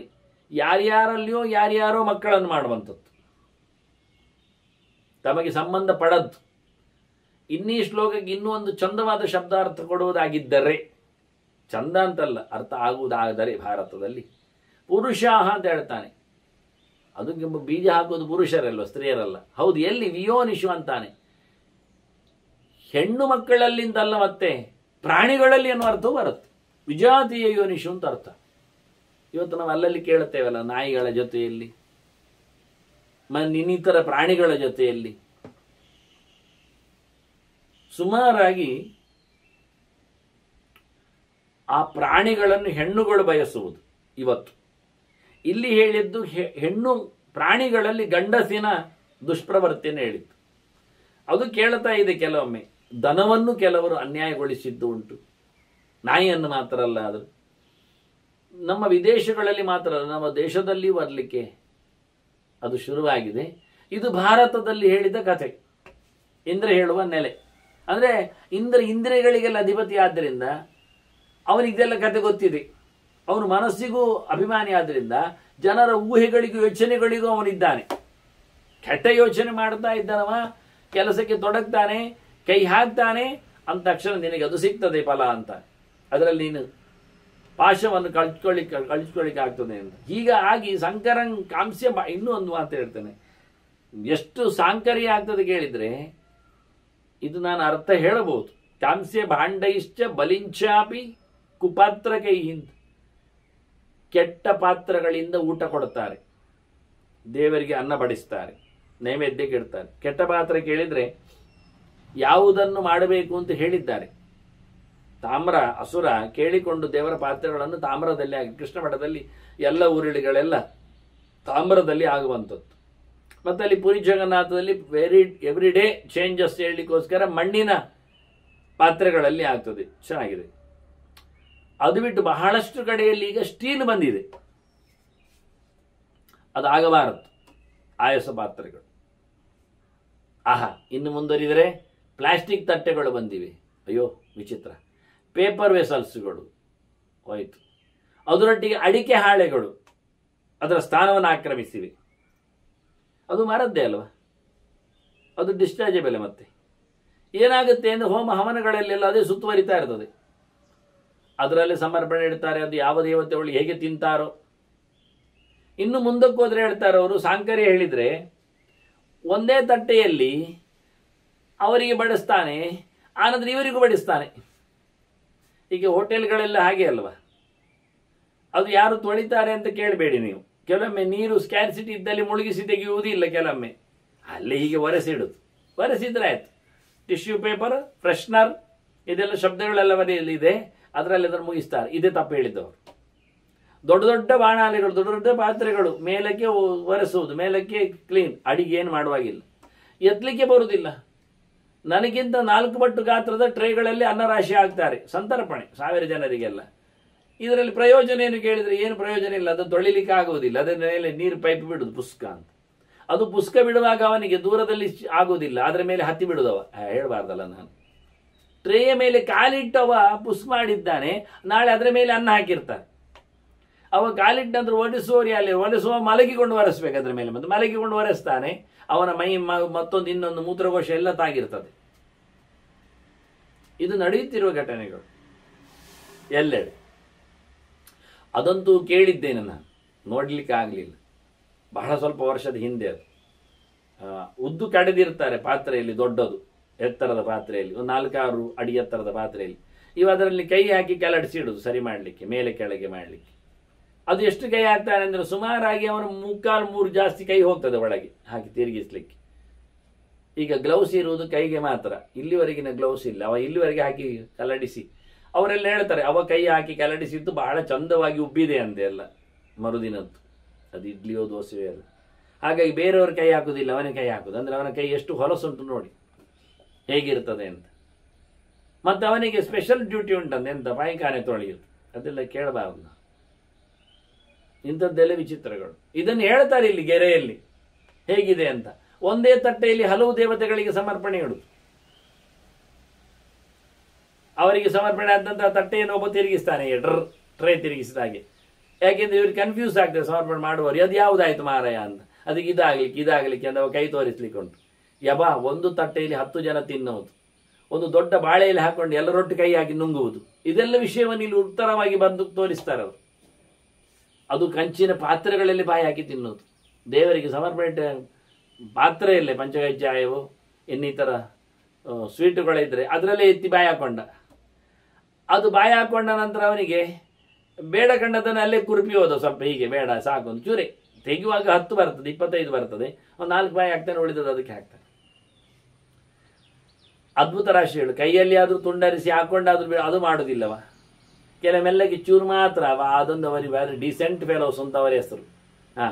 ಭಾರಿ ಅವ್ರು ಚೂರೆ ಎತ್ತಿ ಮೆಲ್ಲ ಚೂರೆ ಹಲ್ಲಿನ ತುದಿಯಲ್ಲಿ ಮಾತ್ರ ಕತ್ತರಿಸಿ ತಿಂದು ತೀಪೆ ಇಲ್ಲ ಮಾರೇ ಹಿಂದೆ ಹಾಕಿ ಹೋಗ್ತಾರೆ. ಅದಕ್ಕೆ ಈ ನಮ್ಮನ್ನು ಇದನ್ನೆಲ್ಲ ಹಣ್ಣಿನ ಅಂಗಡಿಯಲ್ಲಿ ಕೊಡ್ತಾನೆ, ಅವನು ಕೆತ್ತೆ ಕೊಡ್ತಾನೆ, ತಿಂದು ನೋಡಿ ಅಂತೇಳಿ. ಅವ್ರ ಮೆಲ್ಲಕ್ಕಿಗೆ ಕಚ್ಚಿ ತಿಂದಿಟ್ಟು ಬೇಡ ಅಲ್ಲೇ ಇಟ್ಟು ಅವನಿಗೆ ಪಾಪ ಉಪಕಾರ ಮಾಡಿದ ಹಾಗೆ ಗೊಂಚಲಲ್ಲಿ ಹೀಗೆ ಹಿಡಿತಾನೆ ದ್ರಾಕ್ಷಿ, ಅದಕ್ಕೆ ಬಾಯಿ ಹಾಕಿ ಒಂದು ತಿಂದು ಅಲ್ಲೇ ಇಟ್ಟು ಗೊಂಚಲನ್ನು. ಇನ್ನು ಹಣ್ಣಂಗಡಿಯಲ್ಲಿ ತೋರಿಸ್ತಾರ ಅವ್ರು, ನೀವೇನು ತಗೊಳ್ತೀರಿ, ಹೇಗೆ ತಿಂತೀರಿ ಅಂತ. ಯಾವತ್ತು ನಾವು ಮಡಿಯಾಗ್ತೇವೆ ಹೇಳಲಿಕ್ಕಿಲ್ಲ. ಯಾವತ್ತು ವರುಣನ ಪಾಶ ಸಡಿಲಾಗ್ತಾ ಇರುವುದೇ ಬಲಿಯ ಕತೆ ಆಗ್ತದೆ ನಮ್ಮಿಂದ. ಎಷ್ಟು ಗಮ್ಮತ್ತು, ಅವನು ಎಷ್ಟು ಸುಂದಿದ್ದಾನೋ ಗೊತ್ತಿಲ್ಲ ವರುಣ ಭಾಷೆ. ಎಷ್ಟು ಕಳಚಿ ಹೋಯ್ತು, ಇನ್ನೆಂತ ಕಳಚಲಿಕ್ಕೊಂಡು ಪೀರ ಏನಿಲ್ಲ, ಎಲ್ಲ ಹೇಳಿಬಿಟ್ಟವ. ಚಾತುರ್ವರ್ಯಂ ಯದಾ ಕೃಷ್ಣಂ ಅಮರ್ಯಾದಂ ಭವಿಷ್ಯತಿ. 4 ವರ್ಣದವರು ಸಹ ಸಿಕ್ಕಾಬಟ್ಟೆ ಇಷ್ಟ ಬಂದಾಗೆ ಹಾಳಾಗಿ ಹೋಗಿದ್ದಾರೆ ಅಂತಾನೆ. ಆಗ ನಿನಗೆ ಪೂರ ಆಗ್ತದೆ ಗಸಿ, ಒಳ್ಳೇದಾಗ್ತದೆ ನೀನಾಗ. ಯಾವ ವ್ಯಕ್ತಿಯೂ ಸರಿ ಇಲ್ಲ, ಯಾವ ಆಶ್ರಮವೂ ಸರಿ ಇಲ್ಲ, ಯಾವ ರೀತಿಯಲ್ಲೂ ಕೆಲಸ ಆಗುವುದಿಲ್ಲ. ಯಾವುದಕ್ಕೂ ಗಡಿ, ಸೀಮೆ, ಚೌಕಟ್ಟು, ಫ್ರೇಮ್ ಅದು ಇದು ಯಾವುದೇ ಇಲ್ಲ. ಇಷ್ಟ ಬಂದಾಗೆ ಮನುಷ್ಯ ಬದುಕ್ತಾನೆ. ಸನ್ಯಾಸಿಯು ತೊಟ್ಟಿಲು ತೂಗ್ತಾನೆ, ಬ್ರಹ್ಮಚಾರಿಯು ಮಜಾ ಮಾಡ್ತಾನೆ, ಗೃಹಸ್ಥನು ಕಾಡಿಗೆ ಓಡ್ತಾನೆ, ವಾನಪ್ರಸ್ಥನು ಗಮ್ಮತ್ತಲ್ಲಿ ಹೋಟೆಲ್ ಅಂಗಡಿ ಹಾಕಿರ್ತಾನೆ. ಅಂದರೆ ಕಾಡಿನಲ್ಲಿ ಬಂದವರಿಗೆ ಅಂತ. ಅದು ಎಂಥದ್ದು ಒಳ್ಳೆಯ ವಿಷಯ ತಿನ್ನಲಿಕ್ಕೆಲ್ಲ, ಚರಮರಿ ತಿನ್ನುವುದು ಇಂಥದ್ದೆಲ್ಲ ಹೊಲಸು. ಈ ನಮೂನೆ ಇದು ಸುಮ್ಮನೆ ಉದಾಹರಣೆ ಹೇಳಿದ್ದಷ್ಟೇ. ಆಶ್ರಮದಲ್ಲಿಯೂ ಜಾತಿಯಲ್ಲಿಯೂ ಯಾವನು ಹೊಡೆದಾಟದಲ್ಲಿ ಇರುವುದು, ಯಾವನು ಕೃಷಿ ಭೂಮಿಯಲ್ಲಿ ಇರುವುದು, ಯಾವನು ಪಾಠ ಹೇಳುವುದು, ವೇದಗಳ ವಿವರಣೆಯನ್ನು ನಾನು ನೋಡಿದ್ದೇನೆ. ಕೆಲವು ಕಡೆಯಲ್ಲಿ ಕಳಿಸಿಕೊಟ್ಟವರುಂಟು. ಯಾರಿಗೆ ವೇದದ ಅಧಿಕಾರ ಇಲ್ಲವೋ ಅಂಥವರಲ್ಲಿ ಕುಳ್ಳಿರಿಸಿಕೊಂಡು, ಯಾವತ್ತು ವೇದ ಓದಿಕೊಂಡಿಲ್ಲವೋ, ಭಾಗವತವನ್ನು ತಿಳಿದಿಲ್ಲವೋ, ಪಾಠ ಆಗಿರಲಿಲ್ಲವೋ ಅವರೇ ಬೊಗಳುವುದು, ಹೇಳಿಕೊಳ್ಳುವುದು. ಮತ್ತೆ ಹೇಳುವುದು ಅವ್ರು ಹೇಳಿಕೊಡ್ತಾರೆ, ನಾನೇನು ಪಾಠವನ್ನೇನು ಕೇಳಿಕೊಂಡಿಲ್ಲ, ಆದರೆ ನಿಮಗೆ ಹೇಳಲಿಕ್ಕೆ ಬಂದಿದ್ದೇನೆ. ಅಂತ ಹೇಳಿಕೊಂಡು ನಮ್ಮ ಅಜ್ಜಪ್ಪಂದಿರೆಲ್ಲ ನನ್ನ ತಲೆ ಮೇಲೆ ಕೈ ಇಟ್ಟಿದ್ದಾರೆ, ಹೌದು ಅಂತ ಜನ ನಂಬ್ತಾರೆ. ಯಾಕೆ? ಜನಕ್ಕೆ ಅಂಥದ್ದು ಗೊತ್ತಿಲ್ಲ. ಬಿಸಿ ನೀರು ಆ ಕೊರೋನಾ ಹೊತ್ತಿನಲ್ಲಿ ಸಿರಿಂಜ್ ಮಾಡಿದ್ರು ಸಹ ಜನರಿಗೆ ಆರಾಮಾಗಿರ್ಲಿಲ್ವ? ಆಗ್ತದೆ ಅಂತ ಹೇಳಿಕೊಂಡವರು ನಾವು. ಹೀಗಾಗಿ ಬಹಳ ವಿಶಿಷ್ಟವಾಗಿ ಜನರನ್ನು ಎಕ್ಸ್ಪ್ಲಾಯ್ಡ್ ಮಾಡುವ ರೀತಿಯಲ್ಲಿ ಇವತ್ತು ತೊಂದರೆಗಳಾದಾಗ ಏಕೈಕಸ್ಥೆ ತದಾ ಪಾಶಃ ಕ್ರಮಶಃ ಪರಿಮೋಕ್ಷ್ಯತೆ, ನಿನ್ನ ಒಂದೊಂದೇ ಸಡಿಲಾಗ್ತದೆ ಅಂತ ಹೇಳಿ ಕೊನೆಗೆ ಹೇಳುತ್ತಾನೆ, ನಮ್ಮಿಂದೇನು ತೊಂದರೆ ಇಲ್ಲ ನಿನಗೆ ಅಂತ. ಅಸ್ಮತ್ತಸ್ತೆ ಭಯಂ ನಾಸ್ತಿ. ಆಯ್ತಾ? ದೇವತೆಗಳು ನಿನಗೇನು ಮಾಡುವುದಿಲ್ಲ ಇನ್ನು ಅನ್ಯಾಯ, ನೀನಿರು ಸುಖೀಭವ, ಗಮ್ಮತ್ತಿನಲ್ಲಿರು ಅಂತ ಹೇಳಿ ಬಹಳ ಚೆಂದಾಗಿ ಇಂದ್ರ ಮತ್ತೆ ಸ್ವರ್ಗಕ್ಕೆ ತೆರಳಿದ. ಐರಾವತದ ಮೇಲೆ ಕೂತು ಅಲ್ಲಿ ಒಂದೆರಡು ಮಾತು ಅವನ ಹೊಗಳಿಕೆಯ ಬಗ್ಗೆ, ಅಂದರೆ ಇಂದ್ರನ ಚಿಂತನೆಯ ಬಗ್ಗೆ ಮಾತು ಬಂದಿದ್ದು. ಅದನ್ನು ಮತ್ತೆ ಭೀಷ್ಮರವರು ಹೇಳಿದ್ದನ್ನು, ಧರ್ಮರಾಜ ಕೇಳಿದ್ದನ್ನು ಕೇಳುವ ವಂದನೆಗಳೊಂದಿಗೆ ಶ್ರೀಕೃಷ್ಣಾರ್ಪಣಮಸ್ತು. ನಾರಾಯಣ ನಾರಾಯಣ ನಾರಾಯಣ.